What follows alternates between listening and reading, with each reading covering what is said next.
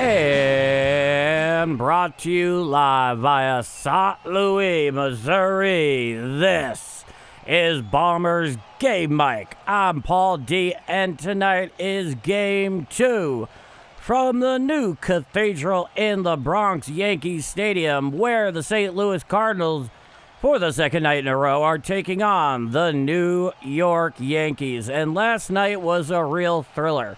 A 13-7 victory where I believe both teams hit a combined like 10 or 11 home runs. It set a record for the new Yankee Stadium, and I put new in quotes, been there since '09. It just feels that way when the other building had been around for 80-something years. I think 86. And, of course, it actually, I think, surpassed the old one as well. So there's a little interesting note. With that in mind, we have ourselves another matchup here tonight and some interesting notes going into this game. But before all that is said and done, join the Game Mic roll call. Let me know where you all are watching or listening from. Let me give you the starting nine for both clubs here for tonight's game. Leading off at second base for the St. Louis Cardinals, the NL rookie sensation J.J. Weatherall. Batting second at DH is back at second in the order is Ivan Herrera. Batting third at third base is Jose Fermin. Batting cleanup out in right field is Nelson Velasquez. Batting fifth at shortstop is Mason Wynn. Batting sixth at first base, Blaze Jordan. Remember, he's also spent some time at first base. He has filled in for Alec Burleson from time to time. Batting seventh in center field is Nate Church. Batting eighth behind the dish is Pedro Pajes. And out in left field, batting ninth is Brian Torres. Now the starting nine for the home New York Yankees. Leading off in center field is Trent Grisham. Batting second at DH is Benjamin Rice. Batting third at first base is Luis Garcia Jr. Second game in pinstripe since being acquired by the from the Nationals, I should say. Batting cleanup in left field, his first game as a Yankee, acquired via trade with the San Francisco Giants, Helio Ramos. Batting fifth out in right field is Spencer Jones. Batting sixth at second base is Jazz Chisholm Jr. Batting seventh at the hot corner is Ryan McMahon. Batting eighth at shortstop, his major league debut, a hotly anticipated prospect from across baseball, the 21-year-old George Lombard Jr. And batting ninth behind the dish is Austin Wells. And, of course, starting tonight for the St. Louis Cardinals is a name we're familiar with because he spent a lot of time on that shuttle between St. Louis and AAA Memphis. Is the 26-year-old right-hander Hunter Dobbins. In 7 games this year, he's 2-1 with a 3.74 ERA, 33 and 2/3 innings pitched, 32 strikeouts in that span, and a whip of 1.34.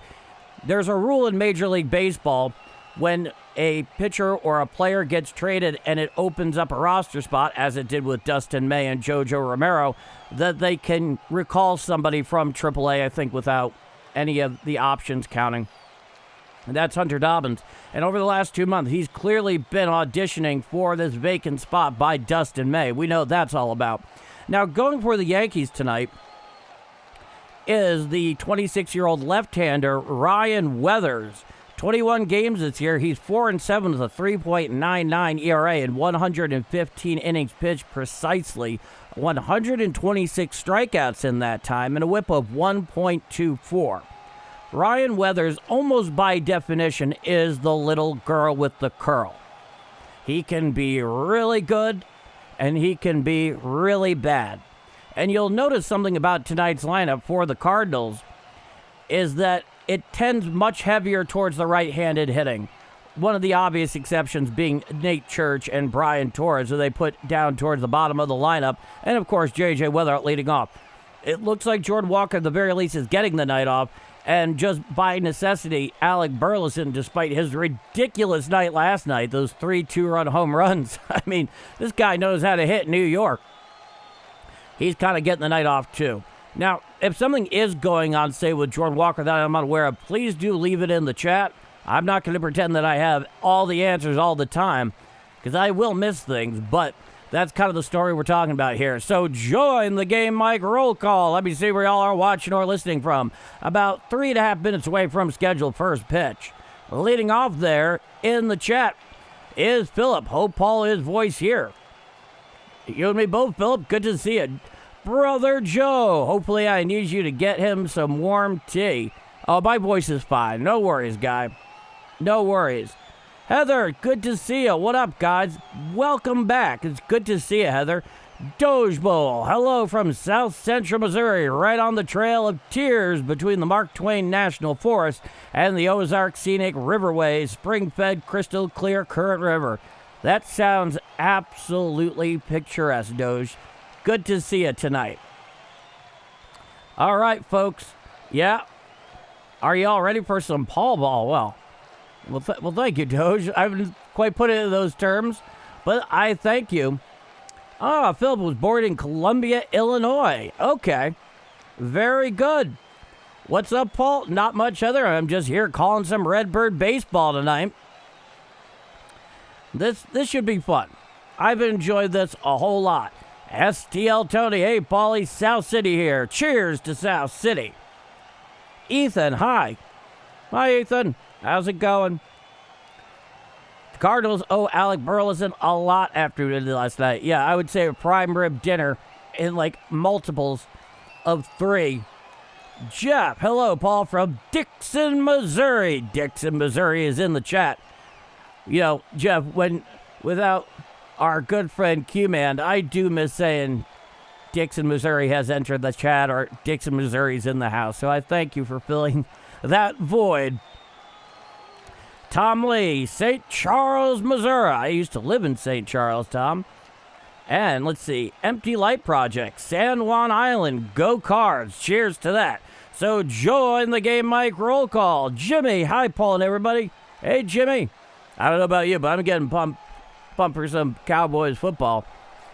I get the feeling that you are a bit more absorbed in the news from Oxford than I've been able to be recently. But I'm definitely digging it, and I'm going to be doing some NFL games, and of course that's going to include the Cowboys. There's no way it couldn't. Here in Wentzville, Missouri. Cheers, Wentzville, Missouri. Another Wentzville, Missourian, Heather, along with John Williams, who I hope will join us later tonight. Hank the Tank, an excellent YouTube handle, by the way. I always like pointing those out. Lifetime Cardinal fan, originally from Poplar Bluff, now living in Idaho. Oh, I've always wanted to visit Idaho. That place looks amazing. I'm a big fan of the American West. And the farther west, we have some of the greatest physical beauty in this country.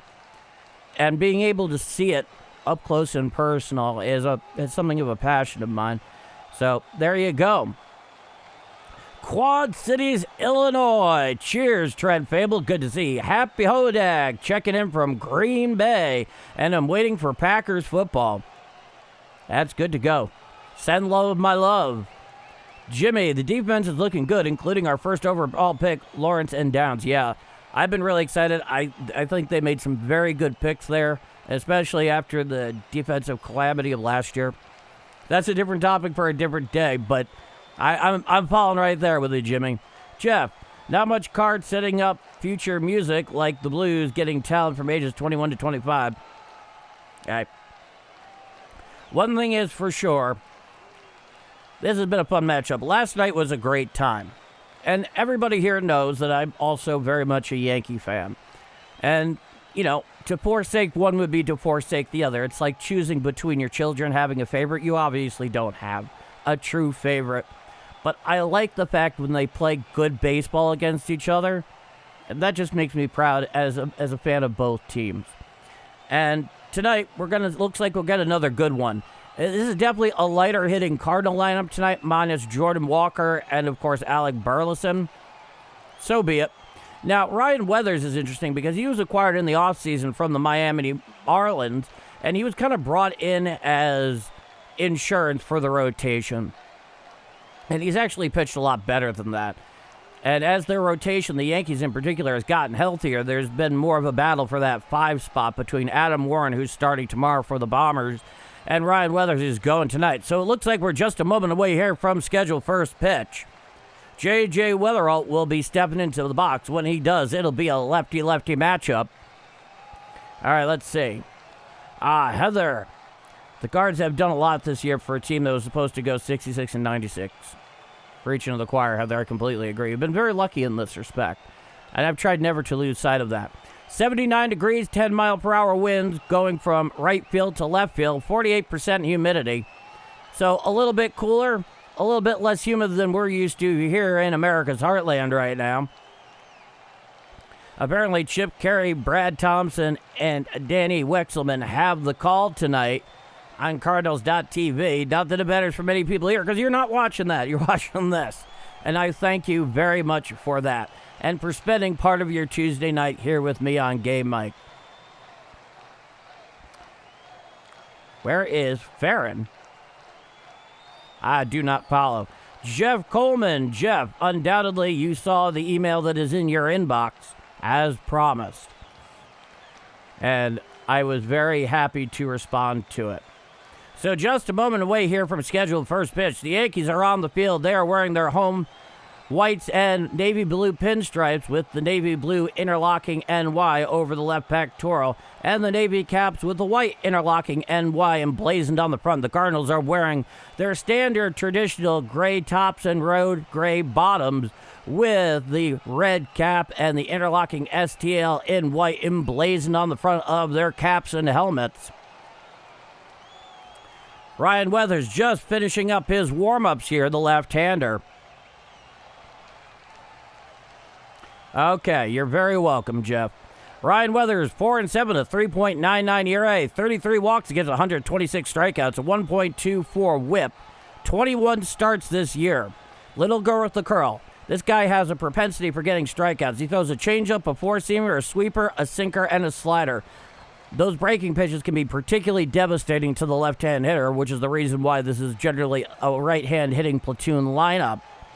George Lombard Jr., the 21-year-old, is out there at shortstop. Ramos in left, Grisham in center, Jones in right, McMahon at third, Lombard Jr. at short, Jazz Chisholm at second, Luis Garcia Jr. at first. Austin Wells is behind the dish and battery mate to Ryan Weathers, who's on the mound. That's the defensive alignment here for the Cardinals tonight. Stepping into the box is the lefty NL rookie sensation, J.J. Weatherall. It'll be a lefty-lefty matchup. Weathers comes one, and the first pitch. Strike, sinker on the inside corner below the belt. The count is 0-1. J.J. Weatherall hitting .249, 16 home runs, 41 RBIs in 107 games, a .738 OPS. He winds, and Weathers deals. A sweeper away and out of the zone. The count is 1-1. We are underway, folks. Now, Weathers looks in. Aaron Boone looks on intently. He winds 1-1. A slider well down and away and out of the zone. The count is 2-1. All the cameras are focused on the rook, George Lombard Jr. at the moment. He winds the 2-1 offering. Strike, sinker on the outer third at the knees. The count is 2-2. Time is created by the home plate umpire at the behest of J.J. Weatherall, who briefly steps out of the box. Looks like a timing thing. He's back in. Back onto the bump end rubber is Ryan Weathers. It's a 2-2 count. He comes motion. And the 2-2 offering. Hit to the right side. Picked up there by Jazz Chisholm on a hop. He throws to first in time to get Weatherall. So Weatherall bounces out 4-3 for the first out. And that'll bring up Ivan Herrera, who is in the 2-hole tonight at DH. It'll be a lefty-righty matchup. On deck is Jose Fermin.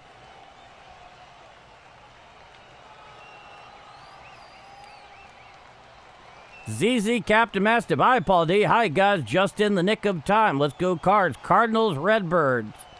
Cheers to that, ZZ Captain Mastiff. Good to see ya. Coming wand is Weathers. The first pitcher, Herrera.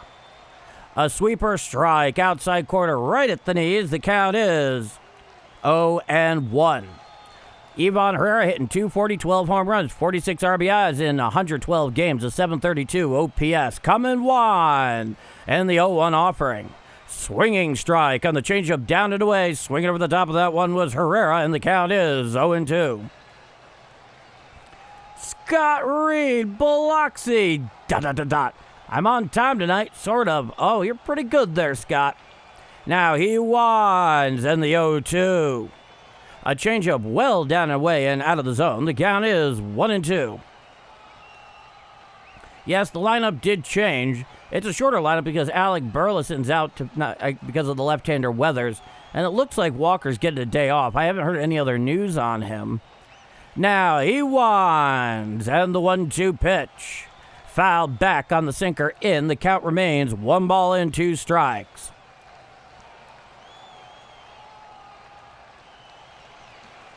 Herrera is due for a home run. Oh, that'd be nice. I think we'd all take that. Coming one is Weathers. The 1-2 offering. A changeup away and ruled a ball. The count is 2-2 strikes. For Ryan Weathers. Jennifer, dear Paul D., how are you doing? From Jenny. Jenny, I'm doing swell. How are you tonight? So there's just a brief break here in the action. Looks like they might have been changing up baseballs. But the home plate umpire and the third base umpire are having a little chat there with the catcher Austin Wells for the Bombers. Whatever it was, they got it figured out. So it'll be a 2-2 count. Back into the box is Herrera. Nobody on with one out. Here comes one. The pitch. Swinging strike three on the four-seam fastball upstairs for the second out of the inning. So a ground out and a strikeout so far from Ryan Weathers to Herrera, or rather to Weatherall and Herrera respectively. And here comes Jose Fermin. He is third in the order tonight. Nobody on with two out top of the first inning, no score. He gets into the box. It's a lefty-righty matchup. Now Weathers comes motion. The first pitch. Strike, slider on the inner third at the knees. The count is 0-1 to Jose Fermin, who's hitting .245 with 5 home runs, 24 RBIs in 76 games, a 674 OPS. Coming wide, the 0-1. A changeup away and clear out of the zone. The count is 1-1. Jose Fermin has played everywhere but pitcher and catcher this year, and he might even be able to play catcher in a pinch. I'm not sure, but he'd be down for it. Very, very useful player. Now the 1-1. A changeup downstairs and out of the zone. The count is 2-2. Martin Greenwell. Good evening, Paul. Let's go Cards from Louisville, Kentucky. Cheers to you, Martin Greenwell and Louisville, Kentucky. Now the 2-1 offering. A slider inside ruled a ball. It looks to be challenged there by the catcher Austin Wells for the Yankees. So ABS challenge incoming. Originally ruled a ball. Let's see what ABS has to say. And it's indeed a strike, so the call is overturned from a ball, and it is now a 2-2 count. With the successful challenge, the Yankees retain both of their ABS challenges, and of course the Cardinals have both of theirs in regulation. Here in the top of the first inning, no score. Nobody on, 2 out. It's a 2-2 count. Now, here comes the 2-2 pitch. Hit to the left side. Picked up there at third by Ryan McMahon deep in the hole. He throws to first in time to get Fermin for the third and final out of the inning. No runs, no hits, no walks, nobody left on. After 1/2 inning of play, it is the St. Louis Cardinals nothing and the New York Yankees coming to bat. I'm Paul D, and this is Bombers Game Mic. Nothing going bottom of 1. How about that? Now, let us get to the chat. Okay. Doge Bowl, like, subscribe, share, cheers, Doge Bowl. 3 up, 3 down indeed, Heather. So nice to see you here becoming part of our community. Thank you for making yourself known. Okay. Anthony D. Michelle. Hi, I'm ready for another great game. You and me too, Anthony. I hope everything's going well up there in South Dakota. I take it you're in your studio tonight. Jennifer, dear Paul D, I'm doing okay. I love listening to you on my cell phone. Hey, Jennifer, I'm glad you dig it. That's one of the reasons I'm here. Philip, oh, this is interesting. I hired a plumber named Jordan Walker today. I informed him about the bomber mission seemed to prepare to view. Coincidences, am I right, folks? So we await the bottom of the first inning. There is no score. Due up for the Bombers, Grisham, Rice, and Luis Garcia Jr. So, 3 lefties on the way against Hunter Dobbins, who will be taking the bump here shortly. And there he is. He's 2-1 with a 3.74 ERA, 11 walks against 32 strikeouts, a 1.34 whip. 7 games, but 4 of them have actually been starts, and he's done pretty well. He throws a 4-seamer, a slider, a sweeper, a sinker, a split finger, and a curve. Had a very nice start 2 starts ago against the Angels. Had a much rougher one against the Cubs most recently, last week. He is on the bump. Grisham is in the box. Righty-lefty matchup. The first pitch. First by Blaze Jordan, a hop. Takes it to the bag himself for the first out of the inning. And yes, indeed, Blaze Jordan is playing first base tonight. As we have seen, he will occasionally do. He manned first a bit in the minors as well. He'll usually go there when Alec Burleson is getting a night off for one reason or another. And then you can stick almost a number of players in at third. Stepping up to the box is Benjamin Rice, the left-hander.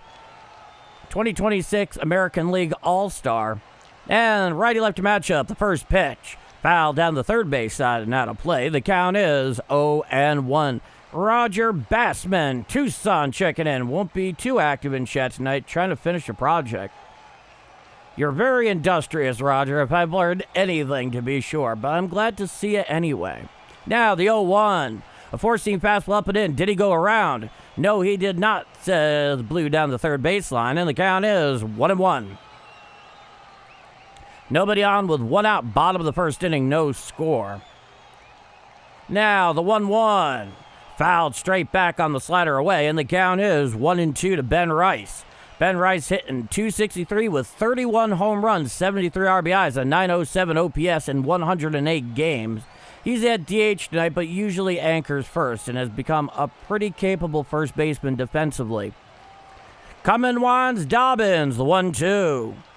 A curveball down an inning, clear out of the zone. The count is 2-2. Heather, if the Cards go to the playoffs, I'm going to a game for sure.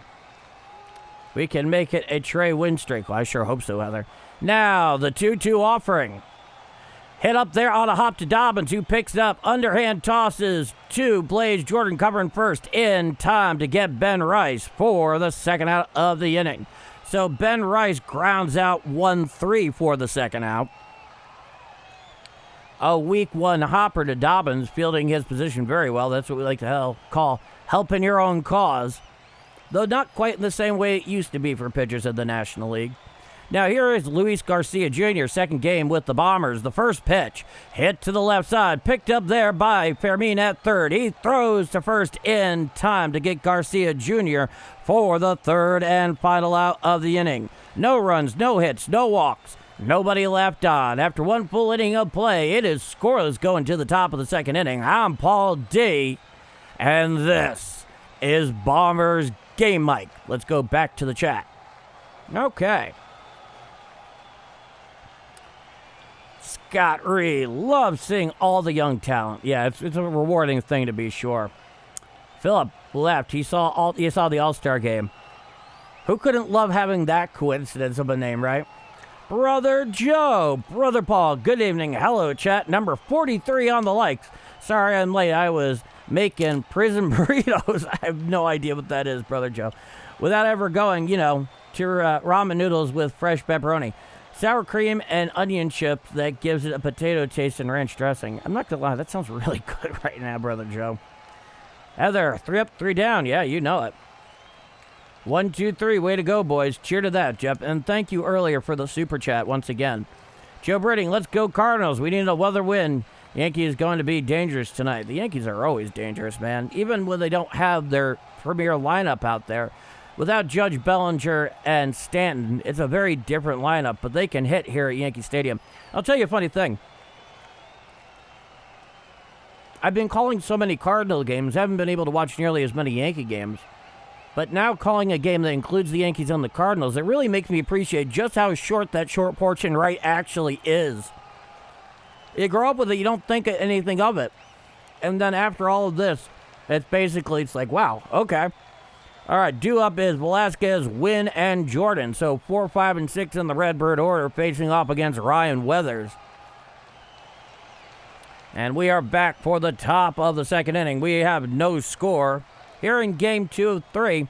Be back tomorrow night at the 6:05 p.m. scheduled first pitch from Yankee Stadium. I'll be live here at 5:55 p.m. Central Time for the play-by-play live stream. Lefty-righty matchup. The first pitch to Velasquez.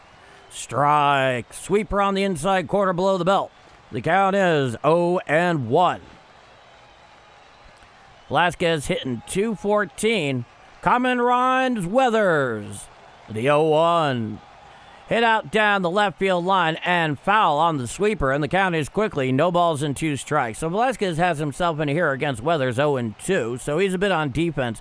Nobody on, nobody out. Top of the second inning, no score. Time is briefly granted to Nelson Velasquez, who's hitting .214 with 4 home runs, 12 RBIs in 33 games, a .720 OPS. Now, coming runs Weathers, the 0-2. A changeup in the dirt. A very nice pick there by Austin Wells behind the dish, and the count is 1 ball and 2 strikes. I kind of look like Burley. Well, I wouldn't take any offense to that. I think it's because of the slick back hair more than anything. Now, he comes Wine, the 1-2. A slider down and away and out of the zone. The count is 2-2. I mean, how could they be offended by a guy who hit 3 2-run bombs last night? Look like him? That's a nice coincidence. Looking in is Weathers. He comes motion. Now the 2-2. Swinging strike 3 on the changeup, down and away. Swinging over the top of that one was Velasquez, and that is the first out of the inning. So it looks like Weathers might very well have his strikeout pitch going tonight. Like I said, little girl with the curl, 22 pitches so far. Here's Mason Wynn hitting .239 with 4 home runs, 45 RBIs in 105 games, a .637 OPS. It's a lefty-righty matchup. Nobody on with 1 out, no score, top of the second. Coming wind is Weathers. And the first pitch. Strike, sinker on the outer third at the knees to Mason Wynn, and the count is 0-1. Went through 7 pitchers from the Yankees yesterday. We can do it again. We shall see, Brother Joe. Now, the 0-1 offering. Hit out there into right field and in for a 1-out base hit to right center off the bat of Mason Wynn. And the Cardinals have a runner on first with 1 out here in the top of the second inning. Due up now is Blaze Jordan, who, as you might remember, in the top of the 9th, led off the action of that 7 spot to get back the lead in the game by hitting a leadoff triple to center over the head of Trent Grisham.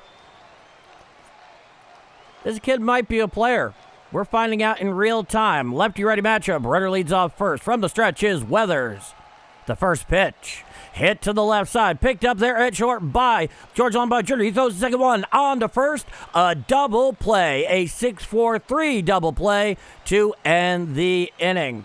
So, no runs, 1 hit, no walks, nobody left on. After 1.5 innings of play, it is scoreless going to the bottom of the second inning. I'm Paul D, and this is Bombers Game Mike. Scoreless going bottom of 2. Let's go back to the chat. All right. Yostinator, or Yostinator. I think it's Yostinator. Here's to the Mariners making a late season run. I haven't seen you in a while. Good to see you back. Yeah. Hey, I got to say there, on the part of that rook, George Lombard Jr., he went deep in the hole, made an excellent throw across his body to Jazz Chisholm covering second for that first out, and then they turned it very capably. Credit where credit is due on that one. Yankee fans are very, very much anticipating this young man's career. He's one of the top position player prospects in all of baseball. And admittedly, I'm somewhat curious myself. I'm not saying he's going to be the next Derek Jeter, folks. So you only get 1 Jeets. But, you know, anytime you have a top prospect in the aftermath of that really just incredible career. Yankee fans always kind of have that in the back of their minds. I don't know how they couldn't. I've definitely been there. All right, we are coming to the bottom of the second inning. There is no score due up for the Bombers. Helio Ramos making his Yankee debut. Got dealt from the San Francisco Giants yesterday. Followed by Spencer Jones and Jazz Chisholm Jr. So 4-5-6 in the Bombers' order against Hunter Dobbins. Almost ready for the action in the bottom of the second. It is 0-1. That was a cutter away.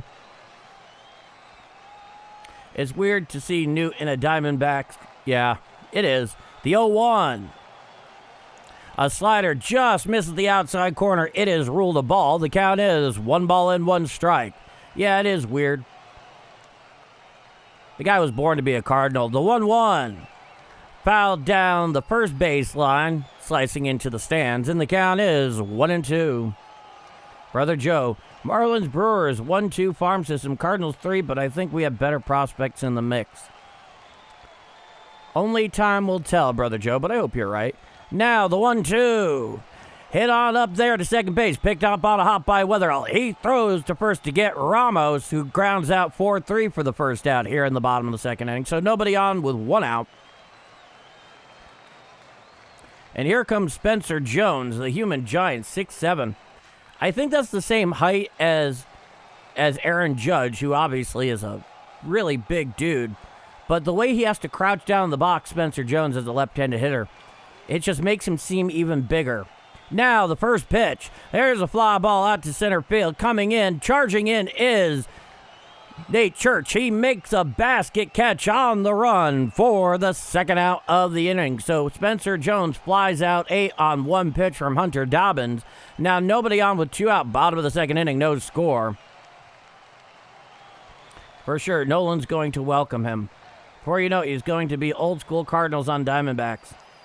Oh, yeah, and they acquired Caleb Ferguson, the left-hander from Cincinnati. Hopefully that will bring a little fortification to the bullpen. Now the first pitch. Chop foul and rolls behind the deck. Rather, rolls behind home plate, I should say, to Jazz Chisholm, and the count is 0-1. It's a righty-lefty matchup. Jazz Chisholm hitting .217 on the year. Nobody on with 2 out. No score, bottom of the second. The 0-1 from Dobbins. A splitter away and out of the zone. The count is 1-1. It was a nice play, Heather. Very nifty. He's quite capable out there. Now the 1-1 pitch.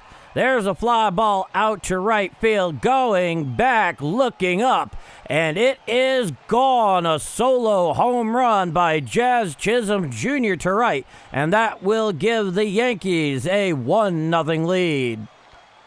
That one was a short porch homer to right. And Jazz Chisholm, I can tell you, has definitely made a cottage industry of that. He doesn't look like a home run hitter, but he definitely can get a long ball in there. It is a 1-0 Yankee lead. And it was on a breaking ball that just hung over the middle of the plate. And Jazz Chisholm did what any good major leaguer in that situation should do. And I should also mention, Yankee Stadium, much like last night, is really packed for this matchup. I'm sure there are many Cardinal fans in attendance. Cardinal fans travel very well. Now here's Ryan McMahon, the third baseman. Righty-lefty matchup, the first pitch. A four-seam fastball up and in and out of the zone. The count is 1-0. Ryan McMahon hitting .212 with 10 home runs, 27 RBIs, a .647 OPS in 93 games. A real defensive whiz at third. Coming winds Dobbins, the 1-0. Strike, four-seam fastball down Broadway, and the count is 1-1. Oh, hard to say, Heather. Hunter Dobbins has held his own so far. Now, he winds the 1-1. A slider away and ruled a ball. The count is 2-1.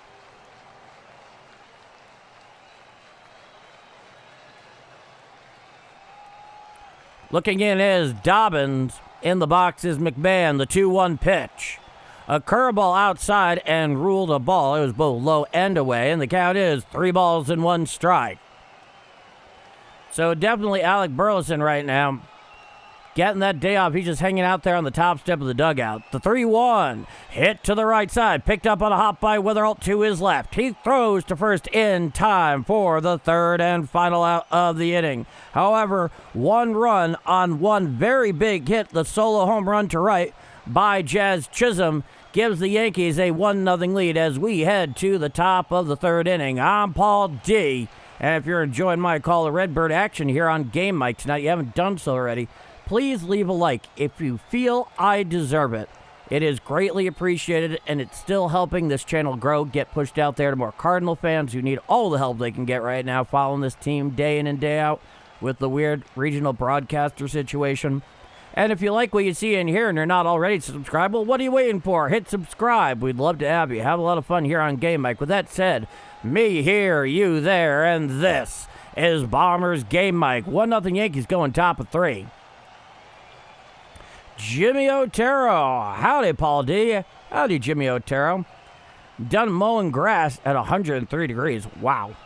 So glad to be listening. I'm glad you're here too, Jimmy. Brother Joe. We should be red hot with all those runs last night. Keep the momentum going. We need this. I need a 17 win streak like our 51. Now, that would be a welcome development. That'd really be something to call, to say the very least. Bottom of the lineup is due. Let's get on the board. It's true, Jeff. Due up for the Redbirds in the top of the third inning. Nate Church, Pedro Pajes, and Brian Torres. So 7, 8, 9 in the Cardinal order. They'll be up there against Ryan Weathers, who seems to be fairly locked in so far. When he's pitching well, he pitches very well. And that home run by Jazz Chisholm Jr., to be fair, it was more than just a Yankee Stadium home run. He definitely got a lot of it. And it was just a breaking ball that was left out over the plate. But that's one thing about this Yankee lineup is they do punish mistakes. Even in the Punch and Judy form we have here with all the injuries. They know how to hit, especially at home. Now, it's a lefty-lefty matchup with Nate Church. Big night last night. Now, the first pitch from Weathers. He shows butt, and he hits it to the right side. Charging in is Jazz Chisholm, and he can't make the play. And now, there's a runner on first with nobody out following the infield bunt single by Nate Church. And the Cardinals have a runner on first with nobody out here in the top of the third inning. Chaim Bloom is in the booth. He's all smiles right now, as are the announcers. I don't know why they always focus the camera on them. If you're actually watching the game, just hearing them should be sufficient. Keep the camera on the action, guys. Now, here is Pedro Pajes, lefty-righty matchup from the stretch, the first pitch. A changeup down and in and out of the zone. The count is 1-0. Pedro Pajes is currently hitting .204. Lefty-righty matchup. Runner leads off first with nobody out. Top of the third inning, 1-0 Yankees. Following the Jazz Chisholm solo job in the bottom of the second. He comes set above the belt. The 1-0.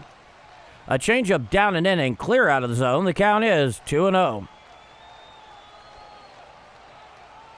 Yeah, Joe, I think in terms of Burleson, he's just getting the night off because of the lefty Weathers, I think. I wouldn't be surprised to see him put in later. Now the 2-0. Fouled on the right side on the sinker into Pajes, and the count is 1-2 strikes.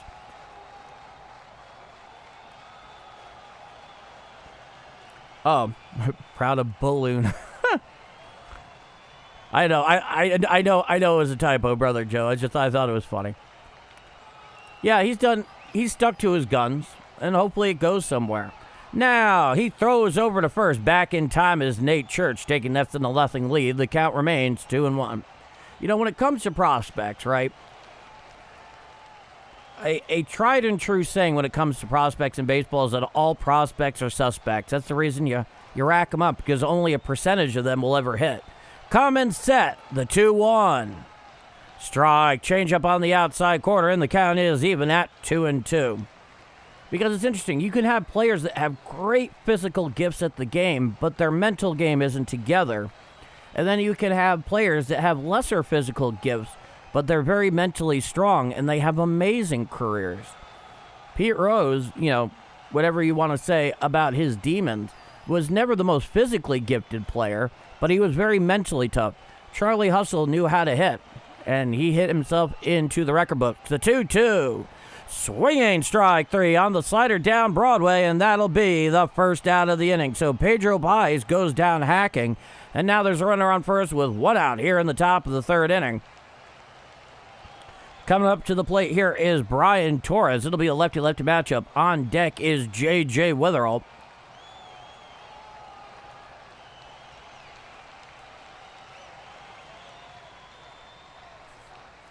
Now, coming set is Weathers. The first pitch to Torres. Strike, four-seam fastball, down Broadway right about the knees. The count is 0-1. Brian Torres is currently hitting .244 in part-time action. Runner leads off first. From the stretch is Weathers. Lefty-lefty matchup. The 0-1. Hit on out into left field. Going back is the left fielder. He makes the catch for the second out of the inning. So Helio Ramos out there, an initial misstep, but able to recover and catch that ball for the second out of the inning. Alexander Frias and Josiah Ragsdale acquired from Milwaukee for Dustin May and Jojo Romero. And insiders and experts seem to really like the deal. We'll see what happens. They're pretty young. The first pitch. Strike, slider on the outside corner to J.J. Witherall. The count is 0-1. It's a lefty-lefty matchup. So back to the top of the order with the Redbirds. They have a runner on first with 2 out, following the leadoff bunt infield single by Nate Church. Now the 0-1 pitch. A sweeper away and out of the zone. The count is 1-1. Brother Joe. 70 likes. Let's go. I need that 100 ASAP. Wow, we're already at 70. Thank you all so much. Coming sets Weathers. He sets above the belt. Now the 1-1. Hit on up the middle. Picked up there to his right is Jazz Chisholm. He throws to first in time to get Witherall for the third and final out of the inning. No runs, 1 hit, no walks, and 1 left on. After 2.5 innings of play, it is 1-0 Yankees heading to the bottom of the 3rd inning. I'm Paul D, and this is Bombers Game Mic. Let's get back to that chat. All right. Let's see here. Once again, Brother Joe. You hear Paul giving that golden voice. Give him some likes. You know, it's funny, Brother Joe. I do appreciate the compliment very much, but I've never thought of myself as having a golden voice. But I do like calling Cardinals baseball, and I do like calling it for all of you. So if that's the way it comes through, then hell yeah. All right. We should be at 150 by the 4th. I don't care. Don't scare. Never mess with Brother Joe. No greater enemy and no greater friend and ally than Brother Joe. So we await the bottom of the 3rd inning. Due up for the Bombers, George Lombard Jr. in his first Major League at-bat, followed by Austin Wells, and back to the top of the order with Trent Grisham. Yeah, George Lombard Jr., the righty shortstop, he is heavily anticipated. A first-round pick for the Yankees back in 2023. 26 overall, I might add. He has really rocketed through this system. They sent down Anthony Volpe and Jason Dominguez last night after the game. Both got to option to AAA Scranton Wilkes-Barre, so they're on the Rail Riders again after riding that New York Scranton shuttle.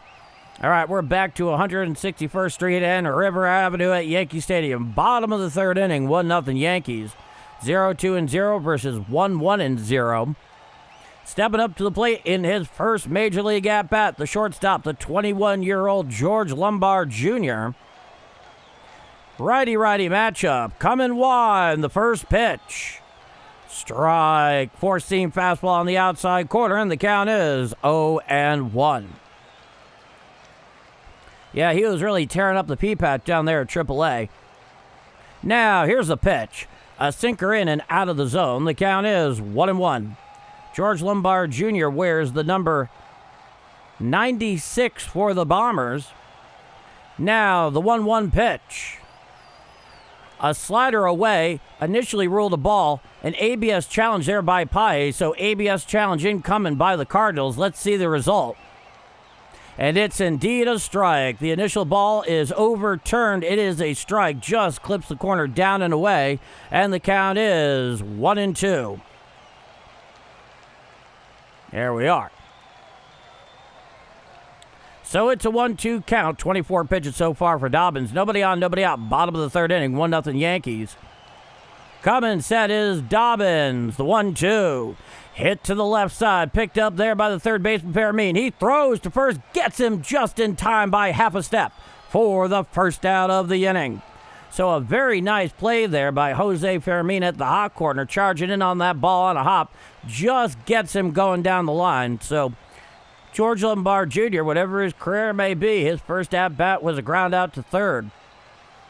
And now there is nobody on with one out here in the bottom of the third inning, 1-0 Yankees. Daniel Egan and Sandro Santana, a right-hand pitcher and a left-hand pitcher, is what they got for Nootbaar. Now the first pitch to Wells. A sweeper away, ruled a ball. The count is 1-0. It's a righty-lefty matchup. Austin Wells, the catcher, he's in the 9-hole tonight. He's hitting 167 on the year, though he did homer last night. The 1-0. A splitter away and out of the zone. The count is 2-0. Oh. Marlon Brand, oh boy, okay. We'll get to that in a minute, Jeb. We'll get there. Here's the pitch. Hit foul and chopped down the first base line on the four-seam fastball in. The count is 2-1. Paul minus the pitch. So nobody on with one out. Bottom of the third inning, 1-0 Yankees. It's a 2-2 count. Chaim Bloom is back in the booth for his second half frame. Looking in is Dobbins. He doesn't blink very much, I'll give him that. He shakes off Paez about 3 times. Now the 2-2. Called strike 3. A splitter on the inside corner at the knees to Austin Wells. For the second out of the inning. Austin Wells goes down in the observatory, gets the old backwards K. Major League Baseball's parody of Cyrillic for the second out of the inning. All you whistle enthusiasts out there, giving the people what they want. 30 pitches so far for Dobbins. Here's Trent Grisham. He's 0-for-1. Righty-lefty matchup. The first pitch. Strike. Uncle Charlie on the outer third at the knees to Trent Grisham. The count is 0-1.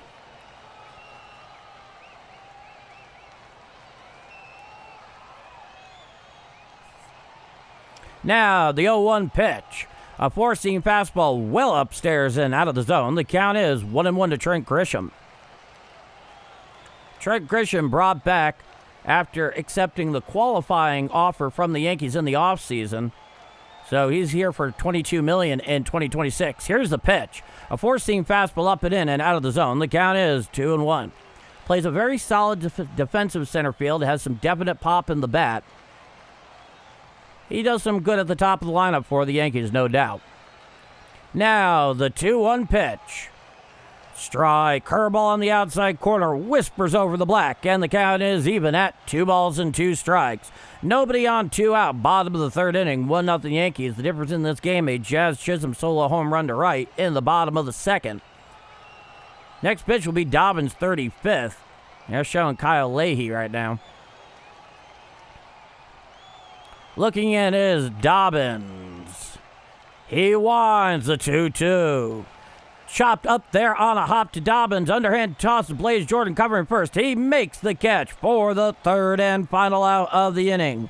No runs, no hits, no walks, nobody left on. After 3 full innings of play, it is 1-0 Yankees going to the top of the fourth inning.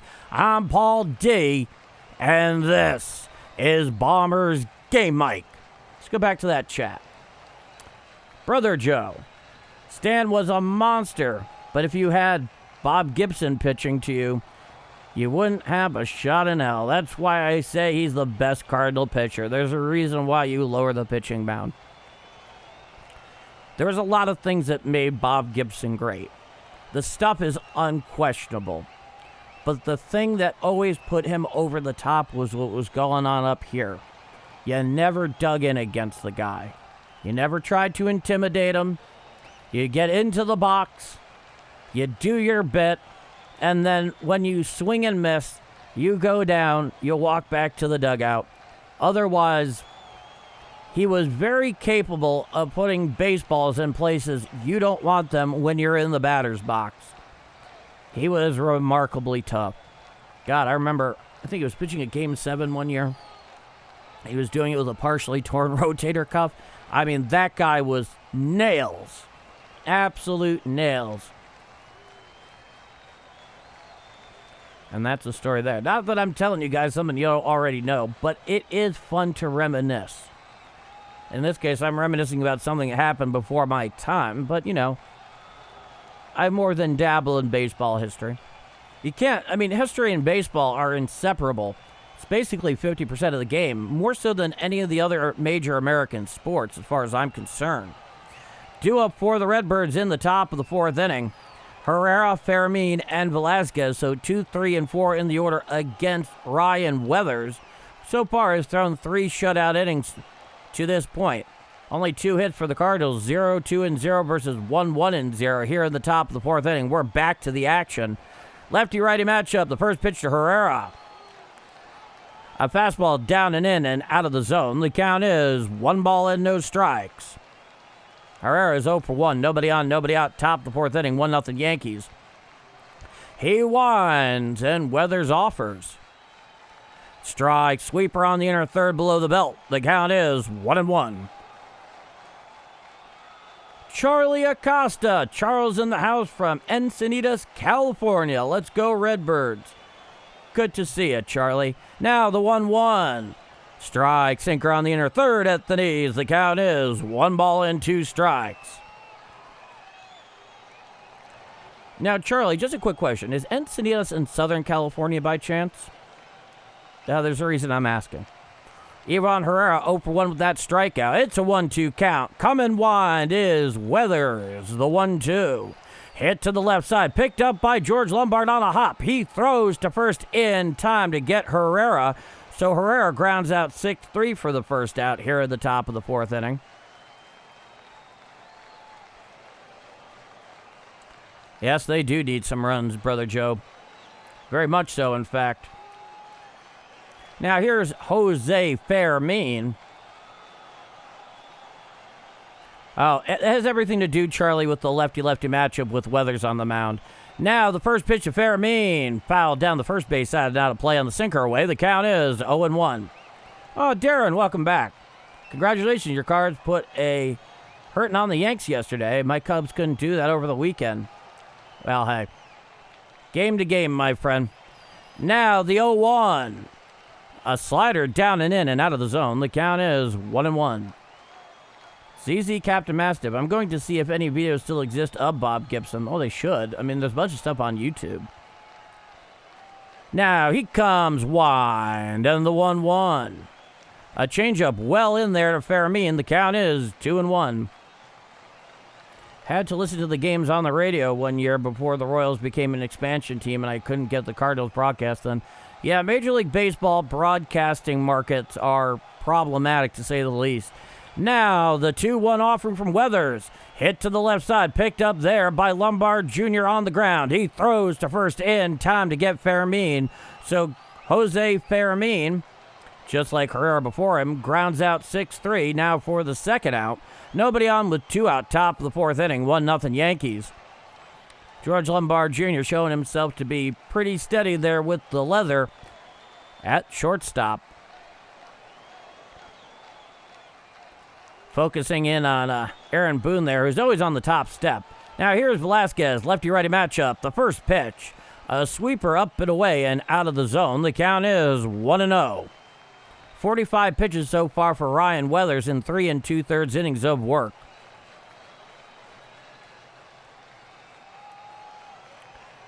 Now Weathers looks in, comes wide, the 1-0 offering. Strike, sweeper on the outside corner, and the count is 1-1 to Velasquez. Nelson Velasquez is 0 for 1 tonight. He's out, I believe, in left. Correction, he's out in right. On deck is Mason Wynn. Now the 1-1. A changeup away and out of the zone, just missing the outside corner. The count is 2-1.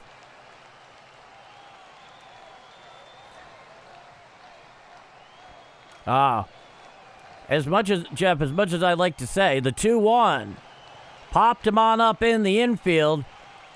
Actually out into shallow right. Underneath it is Spencer Jones. He makes the catch for the third and final out of the inning. No runs, no hits, no walks, nobody left on. After 3.5 innings of play, we head to the bottom of the fourth inning. It is 1-0 Yankees. I'm Paul D, and this is Bombers Game Mic. Let's get back to the chat. Okay. Where were we on that? Jeff. JB, you're doing a great job.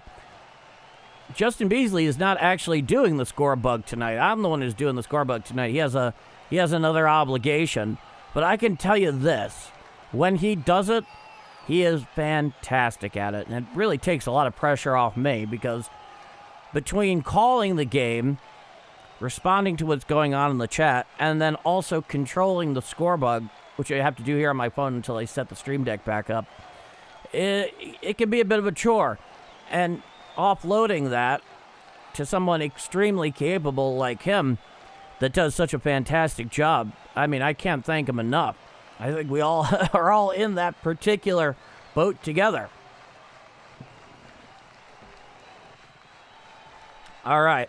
So due up for the Bombers in the bottom of the fourth inning, Ben Rice, Luis Garcia Jr., and Helio Ramos. So 2, 3, and 4 in the Yankee order.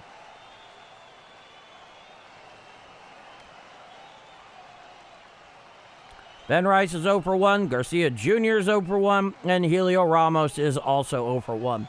2 of 3 of those were only required in the last couple of days. The first from the Nationals, the second from the San Francisco Giants. Roger Bassman. Gibson's game against the Red Sox where he hit the transformer in dead center is priceless. All right, we're back for the bottom of the fourth inning. Righty-lefty matchup here against Benjamin Rice. The first pitch appears to be a sweeper away, and the count is 1-0. Ben Rice, as I mentioned a moment ago, is 0 for 1. Nobody on, nobody out. Bottom of the fourth inning, 1-0 Yankees. Dobbins comes wide, the 1-0. A splitter down and in and out of the zone. The count is 2 balls and no strikes. Ben Rice hitting .262 with 31 home runs, 73 RBIs, 905 OPS in 108 games. Coming winds Dobbins, the 2-0. A slider down and away and out of the zone. The count is 3 balls and no strikes.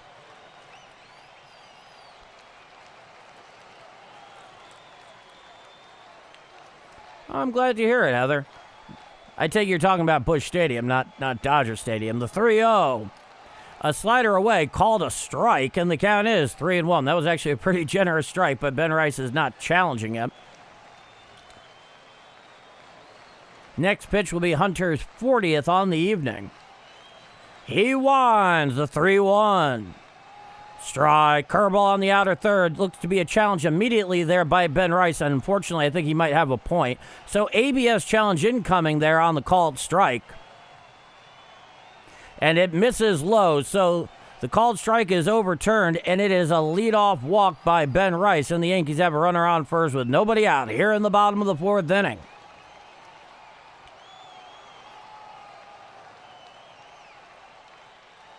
No kidding, Jeremiah. I was a Hall of Fame water boy for my high school basketball team back in the day. Hey, hydration counts, my friend. Runner leads off first with nobody out. Here is Garcia Jr., righty-lefty matchup, the first pitch. A splitter down and in and out of the zone. The count is 1 ball and no strikes.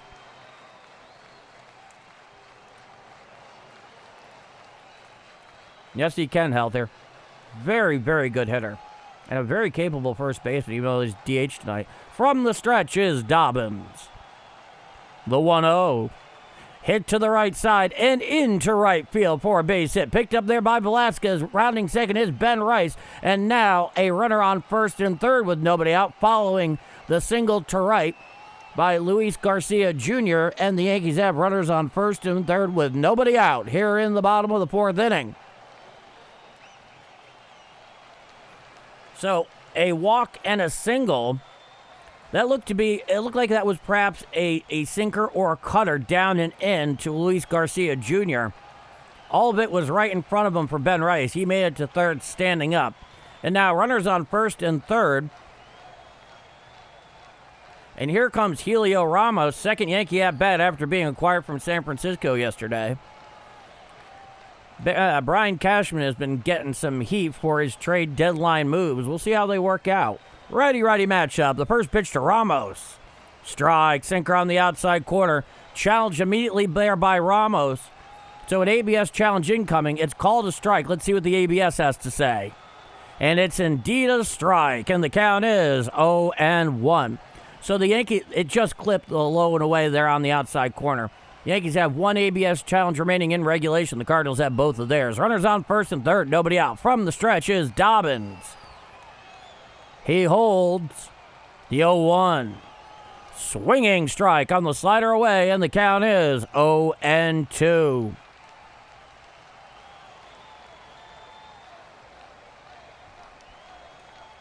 Runners lead, nobody out. Bottom of the fourth, 1-0 Yankees. Looking in is Dobbins, who sets just below the Birds. The 0-2. Hit to the left side, picked up there by Fermin. He throws home, and he is out at home on the tag. A wonderful play there by Jose Fermin with Ben Rice coming home for the first out of the inning. He just saved a run there, and that makes it 1 out with runners on first and second. It was a ground ball right to him. A very precise and strong throw by Fermin. Puts down the tag to Paez with Ben Rice sliding home for the first out of the inning. Now runners on first and second with 1 out. Here comes the lefty Spencer Jones, who's 0-1. Righty-lefty matchup, runners lead. Coming at the stretch, sitting below the Birds is Dobbins. The first pitch. Hit to the right side, picked up by Weatherall on the hop. He throws the second one on to first, not in time. So Spencer Jones reaches on the fielder's choice. Helio Ramos is out on the fourth at second. Moving to third is Luis Garcia Jr. Now the Yankees have runners on first and third with 2 out here in the bottom of the fourth inning. It was kind of on a little bloop hop. It hung up there a little too long for them to be able to successfully turn the play with Spencer Jones flying down the line. Here's Jazz Chisholm Jr. He's 1 for 1 in his first at-bat. He's the difference in this game with a solo home run to right. Like there was a bluff towards first by Spencer Jones. It was ruled a ball. Pedro Paez got up into the throwing position but held on to it. And the count is 1-0. Looking in is Dobbins from the stretch, setting below the Birds. Runners lead off first and third. The 1-0 to Chisholm. A four-seam fastball up and in and out of the zone. The count is 2 balls and no strikes. John Wilms, hi from John in Wentzville. Cheers, Wentzville, Missouri. Good to see you, John Wilms. It's a 2-0 count. Setting below the Birds is Dobbins. Now the 2-0. Strike, splitter on the outer third at the knees. The count is 2-1. Coop H1D, thumbs up for Bombers Game Mike. Well, thank you so much, Coop. I do appreciate that a great deal. It's a 2-1 count. He comes set, the 2-1 pitch.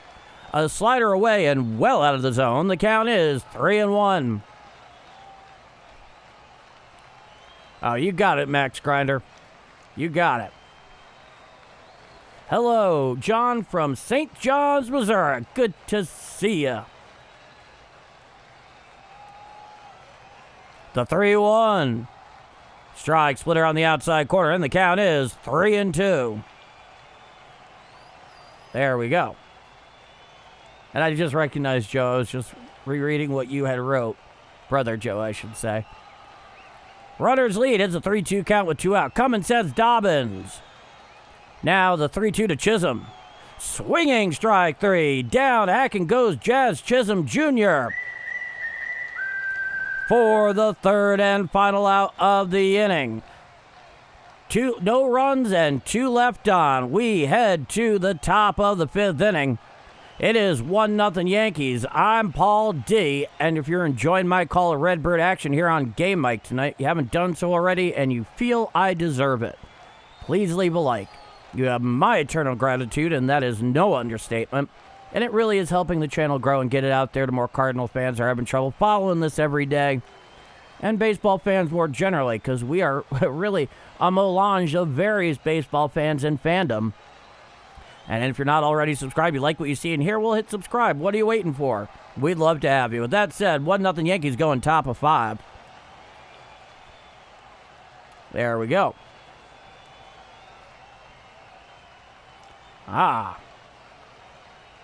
Michael Basan. Hi, Paul. From the citizens of Fredericktown, Missouri. Cheers, Fredericktown, Missouri. Good. Glad to see you, Michael Basan. I hope I'm pronouncing that correctly. But the sentiment is all the same. Due up for the Redbirds in the top of the 5th inning. Mason Wynn, Blaze Jordan, and Nate Church. Mason Wynn 1 for 1, Blaze Jordan 0 for 1, and Nate Church 1 for 1. He had that bunt single.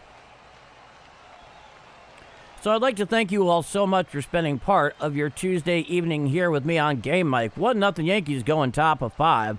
Ryan Weathers largely doing his thing when he is on right now. He's no joke. He can be very, very good. I've seen it. Let's go Yanks. Anthony Guerrero. Yankees fans most definitely welcome here. All right, we are here for the top of the 5th inning. Come in will be Mason Wynn, who's 1 for 1. It'll be a lefty-righty matchup. Infield defense largely straight away at the moment for Mason Wynn. Weathers looks in. He comes motion. The first pitch to Wynn. Strike, sinker down Broadway, and the count is 0-1. Next pitch is going to be Ryan Weathers' 50th. Nobody on, nobody out. Top of the 5th. 1-0 Bombers. He winds the 0-1. A changeup just misses the outside corner. It's ruled a ball. The count is 1-1.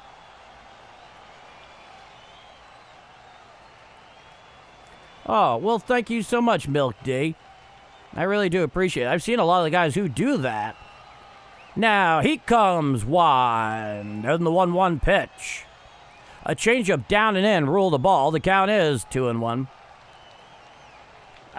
No doubt the name of this channel is not a coincidence. This actually started out as a Yankee channel, but by pure fate, I'll tell the story later.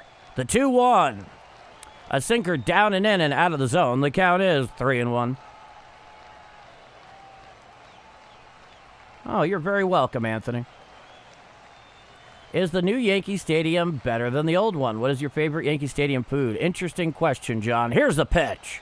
A sinker strike, inner third below the belt. The count is 3-2. So to answer your question, the old Yankee Stadium was vastly better. I'm just going to say that straight out. There's nothing wrong with the new one. It's just a weird imitation of something that was far superior. The 3-2. Called strike 3. Four-seam fastball down and in. Down looking goes Mason Wynn for the first out of the inning.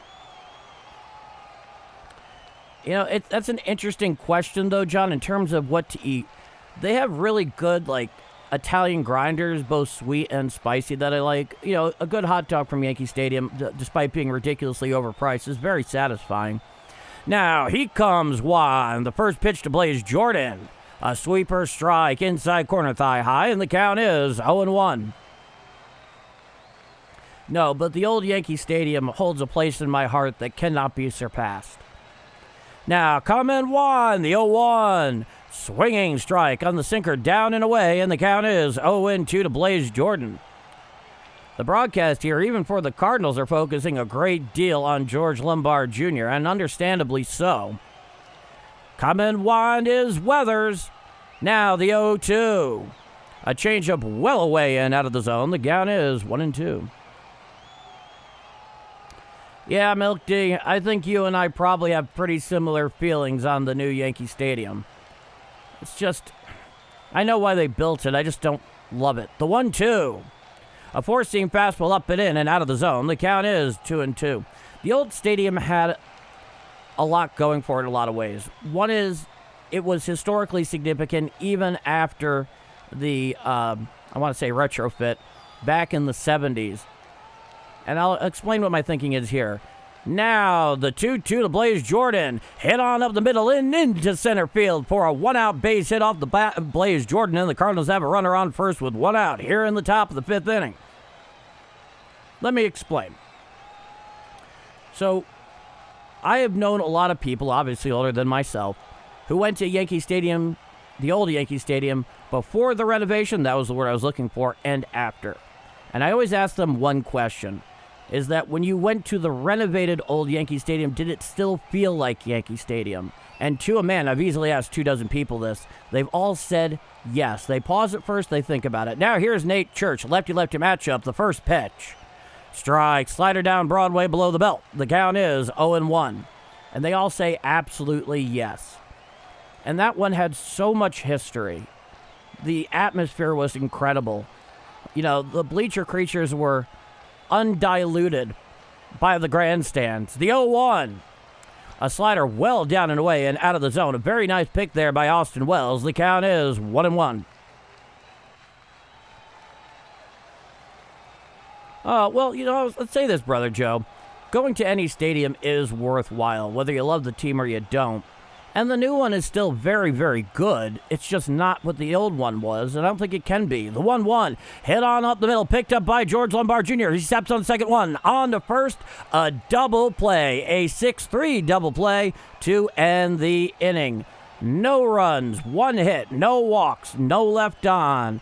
After 4.5 innings of play, it is 1-0 Yankees going to the bottom of the 5th inning. I'm Paul D, and this is Bombers Game Mic. 1-0 Bombers going bottom of 5. Let's go back to the chat. Well, all right. Do you believe Josh Gibson hit a 6,000 foot, you mean 600 foot, I take it, home run that left the old stadium? I mean, first off, Josh Gibson is a tragedy in and of himself, because he was a guy who should have had, much like every other black player that played black baseball in America, had that opportunity to play long before, you know, Jackie Robinson came along in 47, I think it was, and the integration began. I have no doubt that he hit a very long home run. I don't know that it's even really possible under normal circumstances for 600 feet. It just, the physics of it would be unimaginable.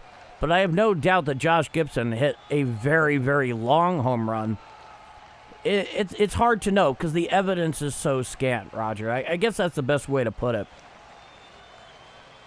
The facade of the Hall of Fame, the Thurman Munson locker there, is a lot more space. It's much cleaner, but the field and the way they did the seating looks like Legos. I never even thought about it that way, Milk. But yeah.